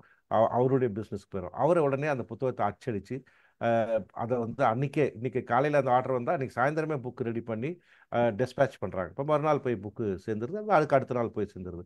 அப்போ இது வந்து ரியல் பிரிண்ட் ஆன் டிமாண்ட். என்னென்னு அர்த்தம்னா அது நீங்கள் புக்கு கிடையாது, தேவை அப்படின்னும் போது அதை செஞ்சு கொடுக்குறது சுட சுட. அப்போ அந்த பண்ணும்போது அவங்களுக்கு இன்வென்ட்ரிங்கிறது வந்து 0 ஆயிடுது. இப்போ நம்ம இங்கே இன்னொரு இடத்துல தேவையில்லாமல் ஒரு ஒரு ஒரு 20,000 ரூபாய்க்கு வாடகைக்கு எடுத்து அங்கே புத்தகங்கள்லாம் வச்சுருக்கிறோம். இதெல்லாம் வந்து தேவை வந்து மிக சீக்கிரம் வந்து இதெல்லாம் போயிடும்னு நான் நினைக்கிறேன். ஸோ இன்னைக்கு வந்து நீங்கள் ஒரு கண்டென்ட் எழுத்தாளராக இதுக்குள்ளே வர முடியும். மற்றபடி இதில் வேறு என்ன வேலைகள் செய்யணுங்கிறதுலாம் நீங்கள் வந்து பொறுத்து தான் இருக்குது. இப்போ டிசைனிங்னா ரொம்ப ரொம்ப இம்பார்ட்டன்ட். நான் அதை தான் சொல்லிகிட்டு இருக்கிறேன். இந்த புத்தகங்கள் வடிவமைக்கிறது குறிப்பாக டிஜிட்டலுக்கு அதை எவ்வளோ எளிமைப்படுத்த முடியும். நீங்கள் இப்போ ஒரு எழுதுறாருன்னா ஒரு கண்டென்ட்டை வந்து வேர்டில் எழுதுறாரு, இங்கிலீஷோ தமிழோ எழுதி அவ்வளோதான் அவரால் செய்ய முடியும். எழுதக்கூட மாட்டார், இதில் பேசி அவர் அனுப்பி விட்டுருவார். அது அப்படியே டெக்ஸ்ட்டாக வந்துடும், வாய்ஸ் டு டெக்ஸ்ட்டு. அந்த டெக்ஸ்ட்டை வந்து அவர் சரி பண்ணணும் கூட அவசியம் இல்லை. அது ஒரு தடவை பார்த்துட்டு ஒரு ஒரு எனக்கு ஒரே ஒரு நிமிஷம் கொடுங்க. ஏன்னா என்னுடைய பேட்டரி சார்ஜ் போயிடுச்சு. சார்ஜர் கொண்டு வந்துட்டாங்க, அதை வாங்கிட்டு வந்துடுறேன். அது வரைக்கும் நீங்க வேற ஏதாவது பேசிட்டு இருக்க. ஓகே நீங்க பாருங்க. பப்ளிஷர் இப்போ மாதிரி இல்ல ஒரு வரட்ட சார் வரட்ட பேசும், நீங்க வரட்டும். மற்றவர்கள் பேசும்போது கொஞ்சம் சுருக்கமா பேசினா, ஏன்னா நேரம் வந்து 9 மணிக்கு நம்ம முடிச்சுக்கலாம். கேள்விகள் இருந்தா கேளுங்க மற்றவர்கள். வேற யார் யார் பேசுறீங்களோ கைத்துக்கு ஹேண்ட் ரைஸ் சிம்பிள் போட்டுருங்க, நான் கூப்பிடுவதுக்கு வசதியா இருக்கும்.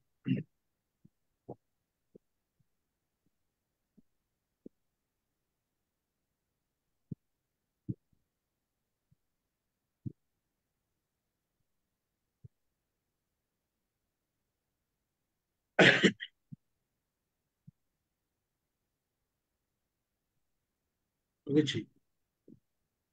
சோமஸ்ரீதரன் சார் ஏதோ பேசுறீங்க, மைக் ஆன் பண்ணாதான் கேட்கும். சோமசுந்தரம்.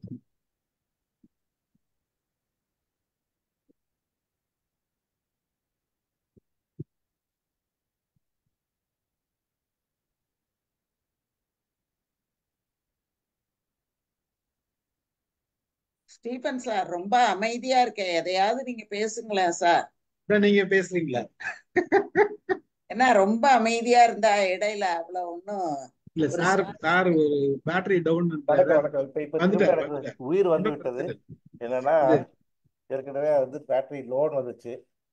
நான் போன்ல சுவிட்ச் ஓவர் பண்ணுவனால எதிர்பார்த்துட்டே இருந்தேன். பட் சரியான பண்ணிட்டீங்களா? பண்ணிட்டேன். பேட்டரி சார்ஜ் போட்டாச்சு.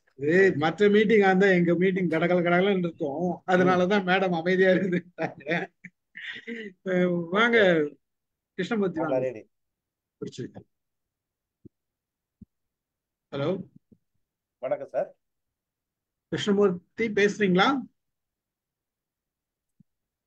சரி, ஓகே. பூபதி பேசுறீங்களா?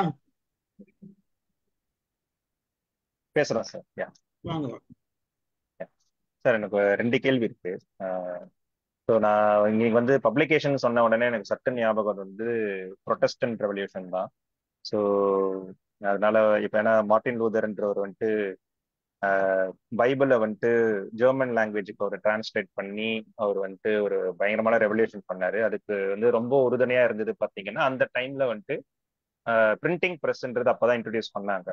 ஸோ அதனால வந்து அவர் கையில எழுதி ஒருத்தருக்கு கொடுக்கறதுக்கு பதில் வந்து டக்கு டக்குன்னு வந்து பிரிண்டிங் ப்ரெஸ்ல அடிச்சு அவர் ஊர் ஃபுல்லா கொடுத்ததுனால எல்லாரும் ஜெர்மன் படிக்க ஆரம்பிச்சாங்க. படிச்சதுனால அவங்களுக்கே பைபிள் புரிய ஆரம்பிச்சுது.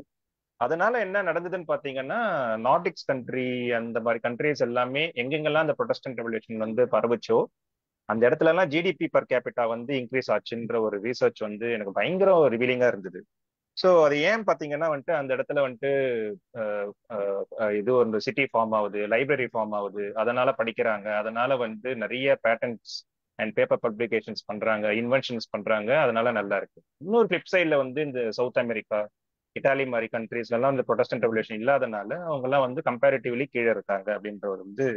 ஸோ இதுக்காக சொல்ல வந்தேன்னா இந்த பப்ளிகேஷன்ஸ் வந்து எப்படி அந்த ஒரு நாட்டையே வந்து ஒரு புரட்டி போட்டிருக்கு. That is one mile stone அப்படின்னு பார்த்தேன்.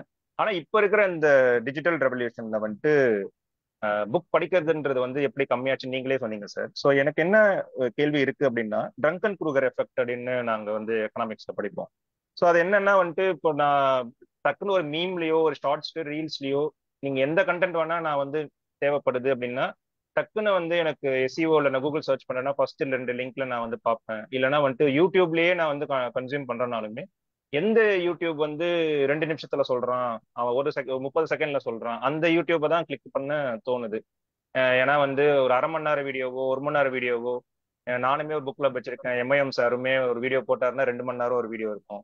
எங்களுக்கும் அவருக்கும் ஏன் வியூஸ் வரல அப்படின்னாலே இதுதான் எங்களுக்கு தெரிஞ்சுதான் நாங்க பண்றோம். ஏன்னா 75 நிமிஷம் அப்படி பண்ணாதான் அட்லீஸ்ட் கொஞ்சமாச்சு நம்ம வந்து டீப்பா போய் சொல்ல முடியும். ஆனா கன்சியூமர்ஸ் வந்து ஆல்டர்னேட்டிவ்ஸ் அவங்களுக்கு இருக்கு. ஸோ இது மட்டும்தான் புக்கு மட்டும்தான் வந்து இன்ஃபர்மேஷன் வந்து கொடுக்கும்னு ஒரு காலம் இருந்தனால புக்கு போய் படிச்சோம்.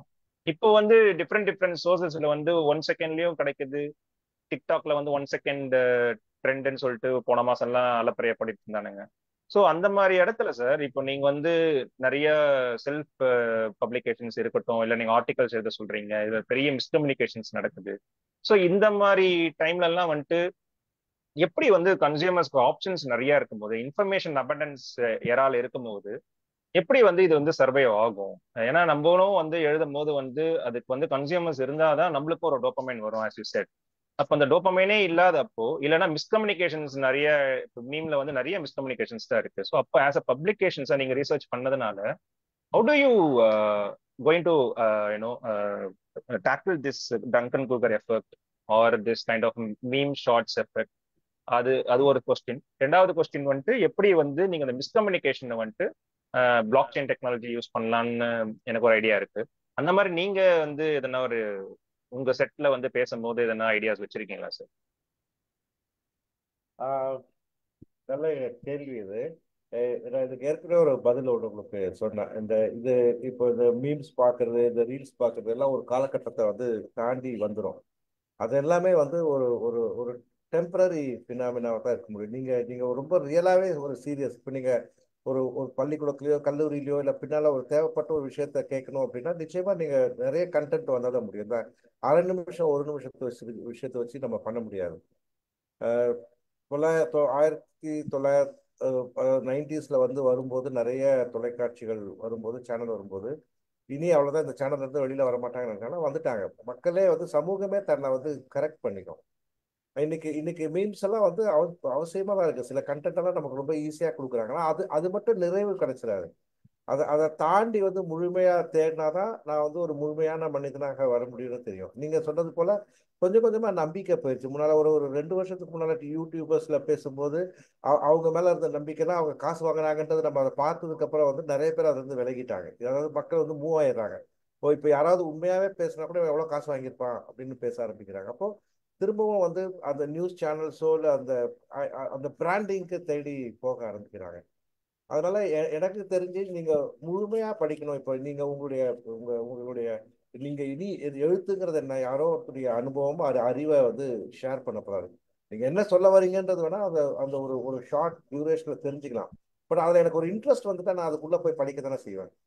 அதை அதை அதை வந்து ஒரு ஒரு ஒரு அது எனக்கு பிடிச்சிருக்கு, அது வேணும் அப்படின்னு சொன்னா நான் இன்டெப்தா தானே போய் படிப்பேன். ஆர்டிஃபிஷியல் இன்டெலிஜென்ஸ்னா என்ன ஏதுன்னு கேட்குறோம். டக்குன்னு ஒரு 2-3 விஷயத்த பார்த்தா கூட அது எனக்கு தேவை, என்னுடைய எதிர்காலம் அப்படின்னு வரும்போது அது சம்பந்தமான ஒரு 4 புத்தகங்களை வாங்கி நான் படிக்கணும்னு நினைக்கிறேன்ல. அதே மாதிரி தான் ஒவ்வொருத்தரும் அந்த துறையை சார்ந்தவர்கள் இப்போ வந்து மீடியா துறையில் இருக்கவங்க நிறைய புத்தகங்களை வாங்கி படிக்கிறாங்க. அதனால எனக்கு இதெல்லாமே வந்து அந்தந்த காலகட்டத்தில் ஒரு பாசிங் கிளவுட்ஸா சார். இது டிரான்சிஸ்டர் வந்த போது அப்படிதான் இருந்தது. 80களில் டேப் ரெக்கார்டர் வந்த போது எங்கே போனாலும் வீடுகளில் டேப் ரெக்கார்டர் தான் பாடிக்கிட்டு இருந்தாங்க, பாட்டு தான் பாடினாங்க.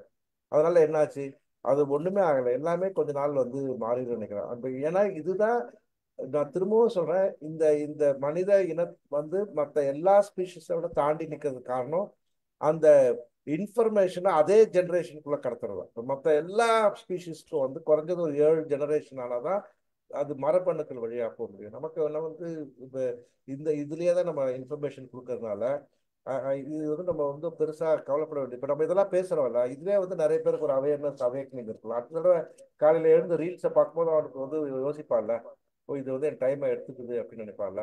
அப்போ இதுக்கு வந்து புத்தகம் படிக்கணும் அப்படின்னு நாங்கள் தொடர்ந்து பள்ளிக்கூடங்கள் கல்லூரிகளில் வந்து நாங்கள் அரசாங்கத்தினுடைய உதவியோட வாசிப்பு மன்றங்கள் துவங்குறோம்.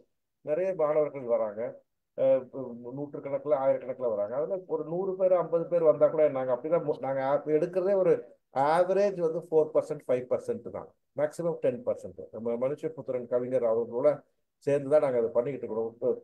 அரசாங்கம் செய்யறது எல்லாம் 5 to 10%. அந்த 5 to 10% தான் இந்த சமூகத்துடைய மூவர்ஸ் அண்ட் ஷேக்கர்ஸாக இருப்பாங்க.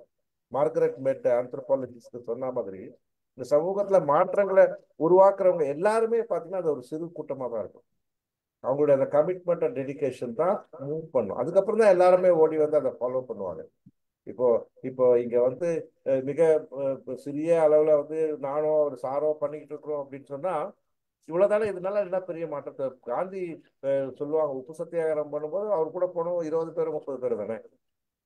ஆனா அதோட எஃபெக்ட் வந்து கண்ட்ரி முழுக்க வந்து ஒரு ரிப்பிள் எஃபெக்ட் மாதிரி வந்தது. அதே மாதிரிதான் இது நம்ம திரும்ப திரும்ப ஏன் பேசுறோம். அடுத்த தடவை புத்தகம் போய் யாராவது சொல்ல முடியுமா வந்து புத்தகம் படிக்கிறது டைம் இல்லை அப்படின்னா? நீங்க புத்தகம் என்ன புத்தகம் படிச்சுனா புக்கே படிக்கலன்னு சொல்றவங்க நான் வந்து இதுக்கு மேலே உங்கள்கிட்ட உரையாடுறது கேட்ட ஒண்ணுமே இல்லை சார் அப்படின்றத நம்மளுடைய அறிவுறுத்தும் போதே அவன் புரிஞ்சுக்கிறான் இல்லையா. ஒரு 50கள் 60கள் எப்படி படிக்க ஆரம்பிச்சாங்க முதல் தலைமுறை, இதே மாதிரி தானே. படிக்காதவன் வந்து இந்த சமூகத்துல வந்து ஏளனமாக பார்க்கும்போது எல்லாருமே படிக்க வந்தாங்க. அதே மாதிரிதான் இதை வந்து நம்ம வந்து ஒரு பெரிய மூவ்மெண்டா வந்து கொண்டு போனோம். அந்த வகையில வந்து நான் வந்து இதை வந்து டெஃபினட்டா வந்து இந்த மாதிரி இனிஷியேட்டிவ் ஸ்டீஃபன் ராஜ் போன்றவர்கள் இதெல்லாம் செய்யறத வந்து நான் வந்து பெரிய அளவுக்கு அதை வந்து நான் வரவேற்கிறேன். அதுதான் வந்து நம்ம இன்னைக்கு செய்யணும். அப்போ இதை மீமெல்லாம் போயிடும். எவ்வளவு நாளைக்கு அதை கட்டிட்டு தொங்க முடியும் இல்லையா. இதெல்லாம் பார்க்காத நம்ம தொலைக்காட்சியில் எத்தனையோ பார்த்துட்டு தானே வந்தோம். இதெல்லாம் பாசிங் கிளவுட்ஸ் தான் நான் நினைக்கிறேன் சார். தேங்க்யூ. இரண்டாவது கேள்வி சார், இந்த மிஸ்கம்யூனிகேஷன் வந்து நீங்க வந்து என்ன வழிமுறை வச்சிருக்கீங்க சார்? இப்ப அரசாங்கம் நீங்க பிராண்டிங் நீங்க சொன்னீங்கனாலுமே எங்களுக்கு வந்து படிக்கும் போதே வந்து தெரிஞ்சிடும். இப்ப காலையில ஒரு நியூஸ் வரும், ஈவினிங் வந்து ஒரு நியூஸ் வரும், அதை வந்து திரும்பியும் அப்படியே பாஸ் பண்ணிட்டே போயிட்டே இருப்பாங்க. இப்போ வந்து டோபமைன் கிளிக் பண்றதுக்காக அப்படின்றது. ஏன்னா இப்போ வந்து எந்த ஒரு நியூஸுமே சுட சுட போடணும், பிரேக்கிங் நியூஸ் எல்லாமே பிரேக்கிங் நியூஸ் தான் அப்படின்னும் போது அது எப்படி சார் நீங்க வந்துட்டு வழிமுறை நீங்க ரிசர்ச் பண்ணலாம்?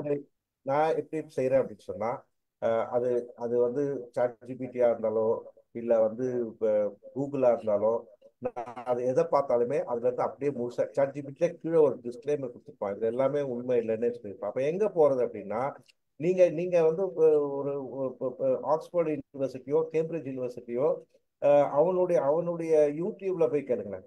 நீங்க அதெல்லாம் சப்ஸ்கிரைப் பண்ணல. இதெல்லாம் நம்ம கிடைச்ச ஒரு பெரிய நினைச்சு பார்க்க முடியாத விஷயம். ஏன்னா நீங்க எக்கனாமிக்ஸா இருந்தாலும் பாலிடிக்ஸா இருந்தாலும் சோசியல் சயின்ஸா இருந்தாலும் ஹிஸ்டரியா இருந்தாலும் இங்க எங்க வீட்டாண்ட பார்க்ல நடந்துகிட்டே வந்து கேம்பிரிட்ஜ் யூனிவர்சிட்டியோ ஆக்ஸ்போர்ட் யூனிவர்சிட்டியோ பாஸ்டன் யூனிவர்சிட்டியோட லெக்சர்ஸ், அதுவும் Oxford university lectures is very popular. உலகத்துல இருக்க மிகப்பெரிய எக்கானமிஸ்ட், மிகப்பெரிய சோசியாலஜிஸ்ட்லாம் கூப்பிட்டு பேசுறாங்க. இப்ப நீங்க அதை கேட்கும்போது உங்களுக்கு தெரிஞ்சது இது ஆத்தென்டிகேஷன். அப்ப அதை கேட்டுட்டு இதை வந்து நீங்க இங்க நம்ம ஊர் லோக்கல்ல வந்து கேட்கும்போது நமக்கு பரிதாபமா இருக்கும் இல்லையா? ஸோ நம்ம நம்ம நம்ம தரத்தை உயர்த்திப்போம் சார். நம்ம இது நம்ம வந்து we will try to lift up, அவ்வளவுதான். when you go higher and higher orbit, the altitude, these things all will become small. Why would you waste your time? இப்போ இப்போ இதோ ஒரு இஷ்யூ பத்தி இப்போ நீங்க இதை பத்தி பேசுனாங்க. நம்ம இப்போ இந்த வாரம் வந்து நடந்தது இல்லையா? இப்போ பாத்தீங்கன்னா ஏதாவது ஒரு கிரைசிஸ், எனர்ஜி கிரைசிஸ் வந்தது யூரோப்ல. இப்போ அதை பத்தி இங்க யூடியூப்ல தான் வருது, நிறைய விஷயங்கள் பேசுறாங்க. ஆனா அதெல்லாம் பார்க்கும்போது ரொம்ப பாவமா தான் இருந்தது. அப்ப நீங்க அங்கேயே போயிருங்களா, அந்த சோர்ஸுக்கே போயிருங்களேன். You go to universities and listen to that lectures. நம்ம நம்ம நம்ம யூனிவர்சிட்டிஸ் கூட நிறைய அந்த மாதிரி லெக்சர்ஸ்லாம் பண்றாங்க. பட் அதை வந்து யூடியூப்ல கொண்டு வரணும் தான் நான் கேட்கிறேன். எத்தனையோ வந்து அறிவார்ந்த பெரிய அறிஞர்களெல்லாம் கொண்டு நடத்துறாங்க. அன்னைக்கு அங்க இருக்கிற ஒரு ஒரு ஒரு 100-200 பேரோட போயிருது. ஸோ இதை வந்து நீங்களே கரெக்ட் பண்ணிப்பீங்க. ஒரு தடவை உங்களை நான் ஏமாத்துவேன், 2வது தடவை ஏமாத்து, 3வது தடவை என்ன பார்த்தீங்கன்னாலே நீங்க ஒதுங்கி போயிருவீங்க இல்லையா? அதே மாதிரிதான் இந்த மாதிரி விஷயங்களை நான் அப்படிதான் செய்யறேன். நான் வந்து இங்க இருக்கிற பரபரப்பான யூடியூப்ஸ் எல்லாம் நான் டைம் வேஸ்ட் பண்றதே இல்லை. அதை விட நீங்க வந்து there are better options available where you can go and study in depth. அது எதுவா இருந்தா இருக்கலாம், என்வாயர்மெண்ட் பார்க்கலாம், வந்து எனர்ஜியா இருக்கலாம், ஈகாலஜியா இருக்கலாம், எது வேணாலுமே வந்து உங்களுக்கு நீங்க ஒரு தேர்ந்த பல்கலைக்கழகத்துல டெல்லியிலேயே இருக்கிற பல்கலைக்கழகத்துல கூட நீங்க போய் பார்க்கலாம். So options are available. Great lectures are available. Series இப்போ இன்னைக்கு எல்லாமே கிடைக்குது சார், யூடியூப்ல ஃப்ரீயாவே கிடைக்குது சார். அந்த லெக்சர்லாம் நீங்க முன்னெல்லாம் பே பண்ணிட்டு போய் கேட்க வேண்டியதை இன்னைக்கு கிடைக்குது. நீங்க தான் செலக்ட் பண்ணணும்.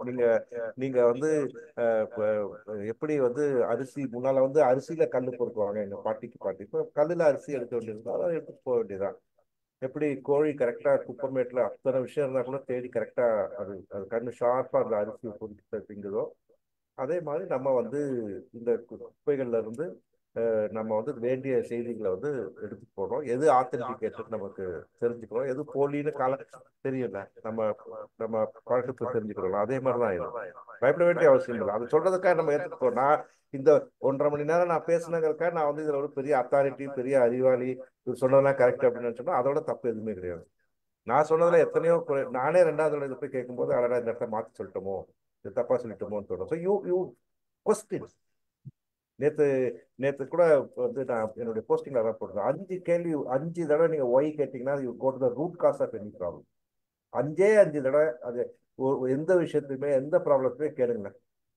அதை கூட ஒருத்தர் சொன்னாரு, பெரியார் ஏன் கடவுள் இல்லைன்னு சொன்னார். 5 கேள்வியில அவர் கடவுள் இல்லைன்னு போயிட்டாரு. இப்போ அது இங்க பேசுற களம் இல்லை. இருந்தாலும் அவர் நீங்க யோசிச்சு பாருங்கன்னா அவர் எங்க இருந்து ஆரம்பிச்சாரு, ஏன் வந்து ஒரு சில மக்கள் மட்டும் வந்து அப்ரஸ்டு சொசைட்டியா இருக்கிறான்னு ஆரம்பிச்ச கேள்வி 5வது கேள்வி வரும்போதே பதில் கிடைக்கும். அதே மாதிரி நீங்க வந்து question, you go to the root cause of the problem and very easy for you to find the solution. 5 whys. Thank you sir.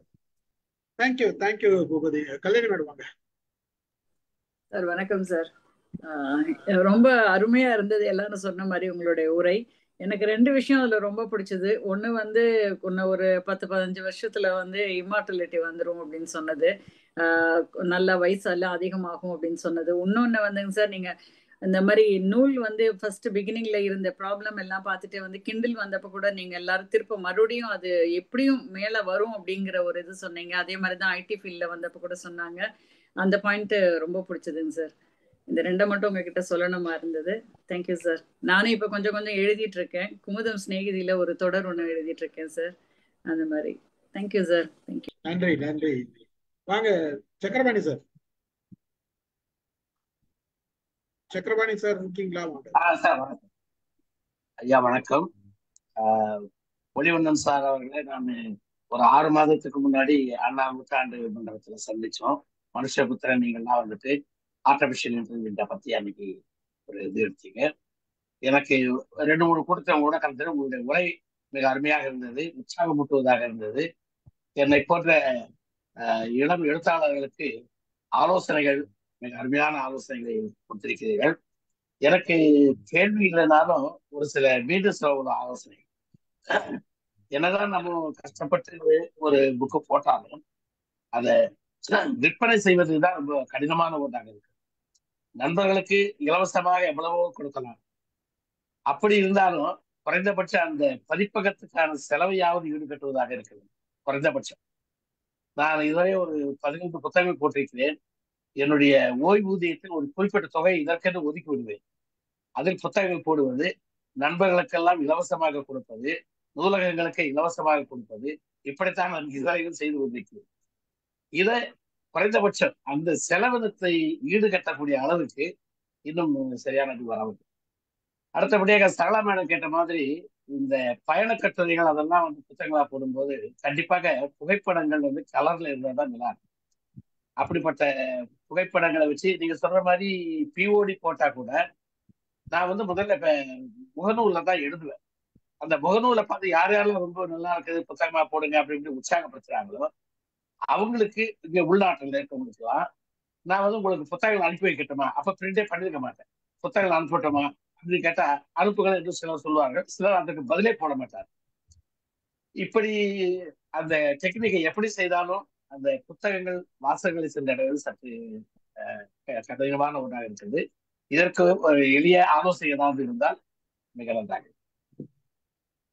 அதுக்கு தேவையான அளவு நான் சொல்லிட்டே நினைக்கிறேன். இதுதான் கிட்டத்தட்ட இந்த மாதிரி குழுக்கள் அவசியம். பிறகு வந்து நம்ம ஒட்டுமொத்த சமுதாயத்தை தான் உருவாக்கணும். இப்போ நான் உங்களை டாக்டர் சக்கரபாணியை பார்க்குறேனோ இல்லை வந்து ஸ்டீஃபன் தாஜை பார்த்த உடனே சார் வாங்க 10 புக்கு வாங்கிட்டு போங்க அப்படின்னு சொல்லி நான் விற்க முடியாது. பிகம் செல்லிங், மார்க்கெட்டிங் அப்படிங்கிறது தான் மிக முக்கியம். அப்போ நம்ம வந்து அதுக்கான ஒரு தளத்தை வந்து உருவாக்கணும். அதுதான் இப்போ செஞ்சுக்கிட்டு இருக்கோம். நீங்கள் வந்து நான் என்ன சொல்கிறேன், நீங்கள் எங்கே வேணால் போய் பதிச்சுட்டீங்க, அதை பற்றி எனக்கு கவலை கிடையாது.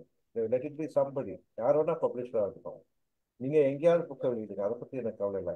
எனக்கு வேண்டியது நீங்களும் புத்தகம் வாங்கி படிக்க, மற்றவங்கள வாங்கட்டும். எல்லாருமே புத்தகம் வாங்கக்கூடிய ஒரு சமூகமாக வந்து இப்போ சினிமா மாதிரி தான். நீங்கள் எல்லாருமே புத்தகம் வாங்கி படிக்க ஆரம்பிச்சிட்டாங்கன்னா இது ஒன்றும் பிரச்சனையே இல்லை. இது ஒன்றும் பெரிய எக்ஸ்பென்சிவ் கூட கிடையாது. ஒரு 150 ரூபா 200 ரூபா 300 ரூபாய் கொடுத்து ஒரு புத்தகத்தை வாங்கினா ஒரு 10 வருஷத்துக்கு இருக்க போகுது உங்கள் வீட்டில், உங்கள் லைப்ரரியில். ஆனால் அது எவ்வளோ பெரிய ஒரு இன்வெஸ்ட்மெண்ட். உங்கள் பிள்ளைகள் வந்து படிக்கிறதுக்கு வந்து நம்ம அவங்க எதிர்காலத்துக்கு நம்ம வழி செய்கிறோம்.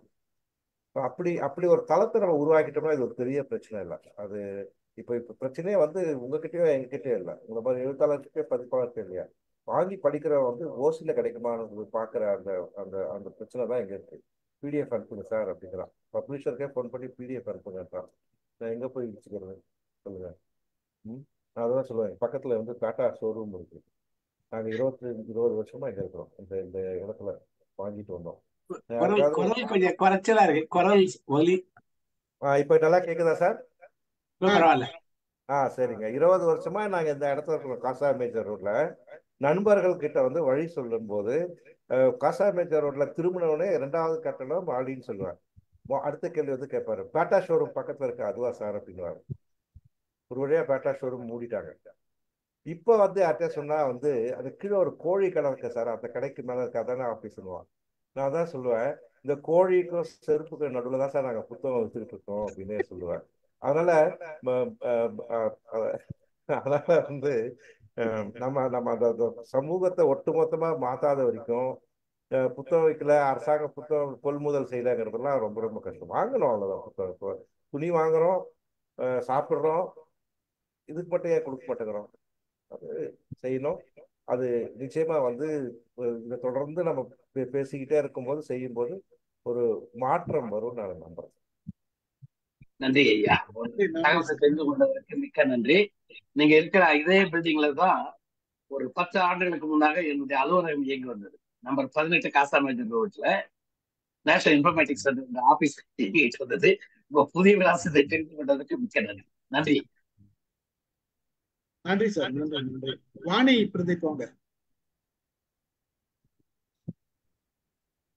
வணக்கம் sir. Good evening. Good evening Vani.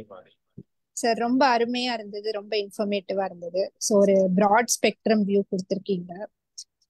என்னுடைய கேள்வி என்னன்னு பாத்தீங்கன்னா, ஒரு ஒப்பீனியன் சொல்லிடுறேன், அப்புறம் அந்த கேள்வியாகவும் கேட்க விரும்புறேன்.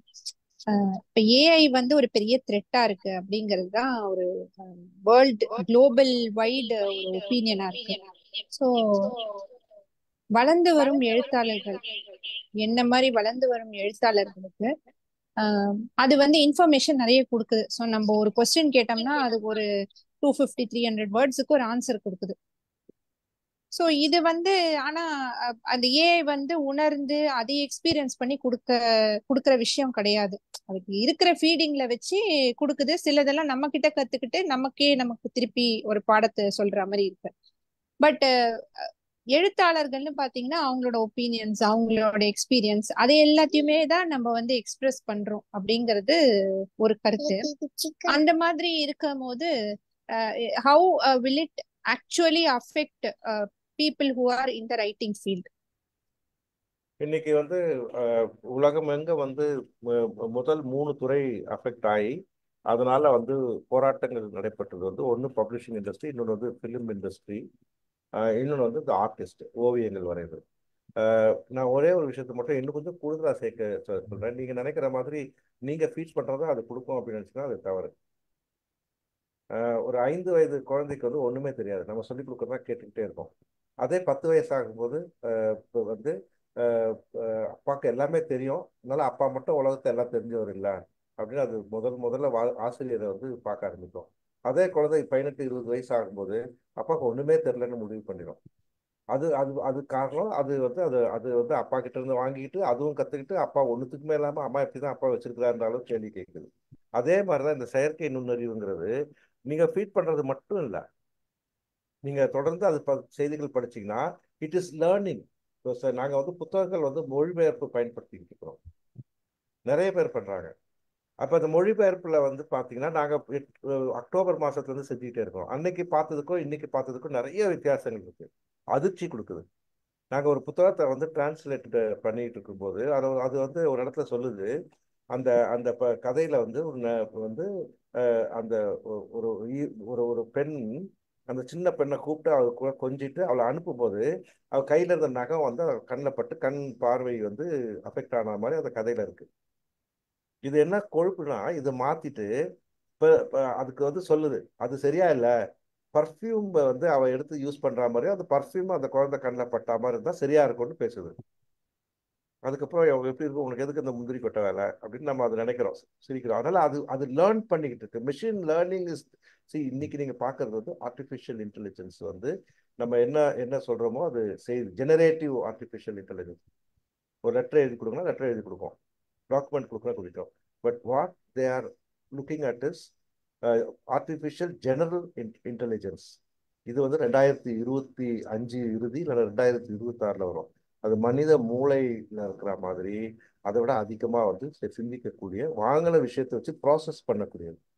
இன்னைக்கு அந்த வேர்ல்டுல ரொம்ப ஸ்ட்ராட்டஜிக்கல் கேம்னு சொல்றாங்களா, கோன்னு ஒரு கேம், அந்த கேமை வந்து வேர்ல்ட் பெஸ்ட் பிளேயரை வந்து 5 கேம்ல 4 கேம் வந்து தோக்கடிச்சிச்சு. அதுல 2 கேம் வந்து அவனால நினைச்சு கூட பார்க்க முடியாத அளவுக்கு விளையாட முடியாது, அது விளையாடுது.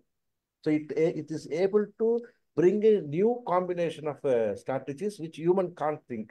இது வந்து இதுல மட்டும் இல்லை, ஜெனட்டிக் இன்ஜினியரிங்லேயும் அதுதான் நடக்குது. 20 வருஷம் செய்கிற வேலையை செய்யுது. லீகலில் வந்து 3,50,000 மணி நேரங்கள்ல செய்கிறத வந்து 20 மணி நேரத்தில் செஞ்சிருக்கு. புதுசா நீங்க வந்து இன்னைக்கு புதுசா ஆன்டிபயோட்டிக்கே கண்டுபிடிக்குது. அதனால நீங்க வந்து அதை நமக்கு ஃபீட் பண்றதா செய்யறதுங்கிறதுலாம் அது நீங்க பழைய 80களில் பார்த்த பர்சனல் கம்ப்யூட்டர் மனத்தை வச்சு செஞ்சுட்டு இருக்கு. அப்படி இல்லை. அது வந்து உங்களுடைய வாழ்க்கையே பல துறைகளையும் புரட்டி போட்டு எல்லாமே வந்து சுனாமி முடிஞ்சதுக்கு அப்புறம் புது உலகம் வர மாதிரி வரும் தான் எதிர்பார்க்குறாங்க. இன்னைக்கு டிஸ்கஷனே வந்து உலகம் முழுக்க வந்து என்ன பாடம் சொல்லி கொடுக்குறதுன்னு அவங்களுக்கு தெரியல, என்ன வேலை வாய்ப்பு வந்து உருவாக்குறது அப்படிங்கிறது தெரியல. இதுக்கு ஒரே வழி வந்து இன்னைக்கு சில பேர் சொல்றது வந்து பாப்புலேஷன் செக் மட்டும் தான் காப்பாற்ற முடியும். இப்போ இருக்கிறவங்கலாம் போனதுக்கு அப்புறம் புதுசாக வரவங்க குறைஞ்சாதான் இதை வந்து இந்த மாதிரி ப்ராப்ளம் தான் லாங் ரன்ல பண்ண முடியும். உலகம் முழுக்க சேர்ந்து நாளையிலிருந்து ஆர்டிஃபிஷியல் இன்டெலிஜென்ஸ் பண்ண வேண்டாம், நிறுத்திடலான்னு நினச்சா அது நடக்கிறதுக்கு வாய்ப்பே இல்லை. எந்த காலத்துலையுமே அது நடந்ததும் இல்லை, நடக்க போகிறதும் இல்லை. ஆகவே நீங்க வந்து இந்த மாதிரி காலத்துல வந்து இன்னும் நிறைய படிச்சுட்டு அதோட செயில் வித் த விண்ட், அவ்வளவுதான். அதுல வந்து என்னெல்லாம் புதுசா நீங்க பண்ண முடியும், எழுத முடியும், உங்களுடைய தாட்ஸ் வந்து கொண்டு போய் சேர்த்துக்கிட்டே இருங்க. உங்களுடைய பெர்செப்ஷன் கொடுங்க. ஆர்டிஃபிஷியல் இன்டெலிஜென்ஸ் பெர்செப்ஷன் இருக்கலாம், ஒளிவண்ணனுடைய பெர்செப்ஷன் இருக்கலாம், பிரதீப்போட பெர்செப்ஷன் இருக்கலாம், வாணியோட பெர்செப்ஷன் இருக்கலாம். But each one is different. I would like to see the world through your eyes அப்படின்னா உங்களுடைய பெர்செப்ஷன் எனக்கு முக்கியம். அதனால நீங்கள் அதை எழுதிக்கிட்டே இருங்க. அதுக்கு எப்போவுமே ஒரு வேல்யூ இருந்துக்கிட்டே இருக்கும். சரியா? அதுதான் என்னால் இப்போ சொல்ல முடியும். தேங்க்யூ. வாங்க சித்ரா, வாங்க. Thank you sir. வணக்கம் சார். என்னோட பேர் வந்து சித்ரா. சார், ரொம்ப சிறப்பான உரை. உங்களுடைய கட்டுரைகள்லாம் வந்து நான் இந்து தமிழ்ல படிச்சிருக்கேன். இப்போ ஏஇ சார்ந்த அந்த உங்களுடைய கட்டுரைகள் வந்து மாணவர்களுக்கு நாங்கள் எடுத்து சொல்லியிருக்கோம். இப்போ எங்க பள்ளியில இப்போ நீங்க சொல்லும்போது எனக்கு 2 விதமான பார்வை வந்துச்சு சார். எல்லா பள்ளிகளும் இப்படி இருக்கா? அதாவது நியூஸ் பேப்பர் படிச்சா தப்பு, நீ வேலை பார்க்க வந்தது பிள்ளைங்களுக்கு சொல்லி கொடுக்க மார்க் வாங்கி தர அப்படிங்கிற பள்ளியிலையும் நான் வேலை பார்த்துருக்கேன். இப்போ நான் பாக்குற பள்ளியில படிக்கணும், நீ படிச்சாதான் டீச்சரு, நீ படிக்கலான்னு டீச்சரே இல்லை அப்படிங்கிற பள்ளியிலும் இப்ப நான் வேலை பார்த்துட்டு இருக்கேன். இப்போ நீங்க சொன்ன கருத்து வந்து எனக்கு அவ்வளோ இன்ஃபர்மேஷன் நிறைய தெரிஞ்சுக்கிறதுக்கான ஒரு வாய்ப்புகளை கொடுத்தது. நான் வந்து தொடர்ந்து கவிதைகள் தான் சார் எழுதிட்டு வரேன். ஆனா கட்டுரைகள் எழுதுறது, சிறுகதைகள் எழுது, இதுல ஆர்வம் அதிகம். ஆனா இடையில ஹிந்து பேப்பர்ல வந்து மருதன் சார் ஒரு கட்டுரை எழுதுவது எப்படி, இது பல பேருக்கு ஒரு பெரிய தடுமாற்று நிலையை உருவாக்க ரொம்ப எளிமையா சூப்பரா எழுதியிருந்தாரு. அதை படிச்ச பிறகு நான் இப்போ 2 கதைகள் எழுதியிருக்கேன் சார். அதே போல உங்களோட உரையும் அந்த உரை என்னால கம்பேர் பண்ணி பார்க்க முடிஞ்சது. ரொம்ப அற்புதமா இருந்தது சார். மிக்க நன்றிங்க சார். நீங்க எந்த ஊர் சேர்ந்தவங்க சார்? நான் வந்து திருச்சி சார், எஸ்ஆர்வி பள்ளியில வேலை பார்க்கறேன். எங்க குழந்தைங்களுக்கு எல்லாருமே ஹிந்து நியூஸ் பேப்பர் வந்து லஞ்ச் வரை எல்லாரும் படிச்சாகணும். ஒரு கூடுதலான செய்தி, இப்போ மாதந்தோறும் ஒவ்வொரு மாவட்டங்களையும் வந்து எழுத்தாளர்களுக்கான பயிற்சி பட்டத்தை நடத்திட்டோம். ஏற்கனவே சென்னையில நடத்திட்டோம், மதுரையில இந்த மாதம் நடத்திட்டோம். செப்டம்பர் மாதம் வந்து நாங்க திருச்சியில நடத்துறோம். அதுக்கான அறிவிப்பு வந்து நாளை வர இருக்குது. நீங்க வந்து அந்த மாதிரி பயிற்சி பட்டத்தை நீங்களும் உங்களுடைய எழுத்தில் ஆர்வம் உள்ள மாணவர்களும் கலந்து கொள்ளலாம். இதுக்கு வந்து நிச்சயமா வந்து பயன் கிடைக்கும். கட்டுரை எழுதுவது எப்படி, சிறுகதைகள் எழுதுவதற்கு தலை சிறந்த எழுத்தாளர்கள் பெருமாள் முருகன், அப்புறம் சல்மா போன்றவர்கள்லாம் வந்து இதுக்கு வந்து பயிற்சி கொடுக்கறதுக்கு ஒத்துக்கிட்டாங்க. ஆமா சார், பெருமாள் முருகன் சார் வந்து எங்களுக்கு போன மந்த் சார் ட்ரைனிங் கொடுத்தாங்க. ரொம்ப பிரமாதம் போச்சு. எங்க பள்ளியில வந்து மேக்சிமம் இருக்கிற எழுத்தாளர்கள் எல்லாருமே எங்களுக்கு அறிமுகப்படுத்திடுவாங்க. தெரியும் மேடம், தெரியும் சார், உங்களுக்கு தெரியும். துளசிதாசன் சார் தான் எங்களுக்கு சிஇஓ. தெரியும் மேடம். அதனால நீங்க வந்து சாம்ராஜ் போன்றவர்கள் நடத்துறாங்க. இந்த பயிற்சி பட்டத்தை கலந்துக்குங்க. உங்க பள்ளிக்கூடம் மாதிரி தமிழ்நாட்டு எல்லா பள்ளிக்கூடங்களும் வந்து விரைவில் வந்து வளர வேண்டும் அப்படிங்கிறது எங்களுடைய ஆசை. அதை வந்து நாங்கள் வந்து அதை நோக்கி நம்ம நகர்ந்துகிட்டு இருக்கோம். அதுக்கு வந்து நம்முடைய மாண்புமிகு பள்ளி கல்வித்துறை அமைச்சர் வந்து அன்பில் அவர்கள், மகேஷ் அவர்கள் திறமையா செயல்பட்டு இருக்கிறாரு. நிச்சயமாக பெரிய மாற்றங்கள் வந்து ஏற்படும் என்று நம்ம எதிர்பார்க்கலாம்.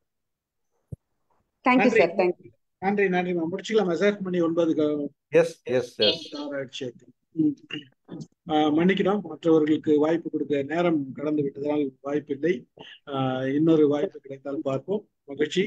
கலந்து கொண்ட அனைவருக்கும் நன்றி கூறுகிறேன். ஒரு அருமையான உரை கொடுத்த திரு ஒளிவண்ணன் சாருக்கு நன்றி கூறுகிறேன். மைண்ட் யுவர் மைண்ட் சார்பாக நிறைய கேள்விகள், அருமையான பதில்கள். எல்லோரும் மறுபடியும் கேட்டீங்கன்னா மறுபடியும் தெரிஞ்சுக்கலாம். நன்றி. எங்கள் அனைவரின் சார்பாகவும் மறுபடியும் ஒளிவண்ணன் சாருக்கு நன்றி கூறி நிகழ்ச்சியை நிறைவு செய்கிறேன். நன்றி. நன்றி சார். வணக்கம்.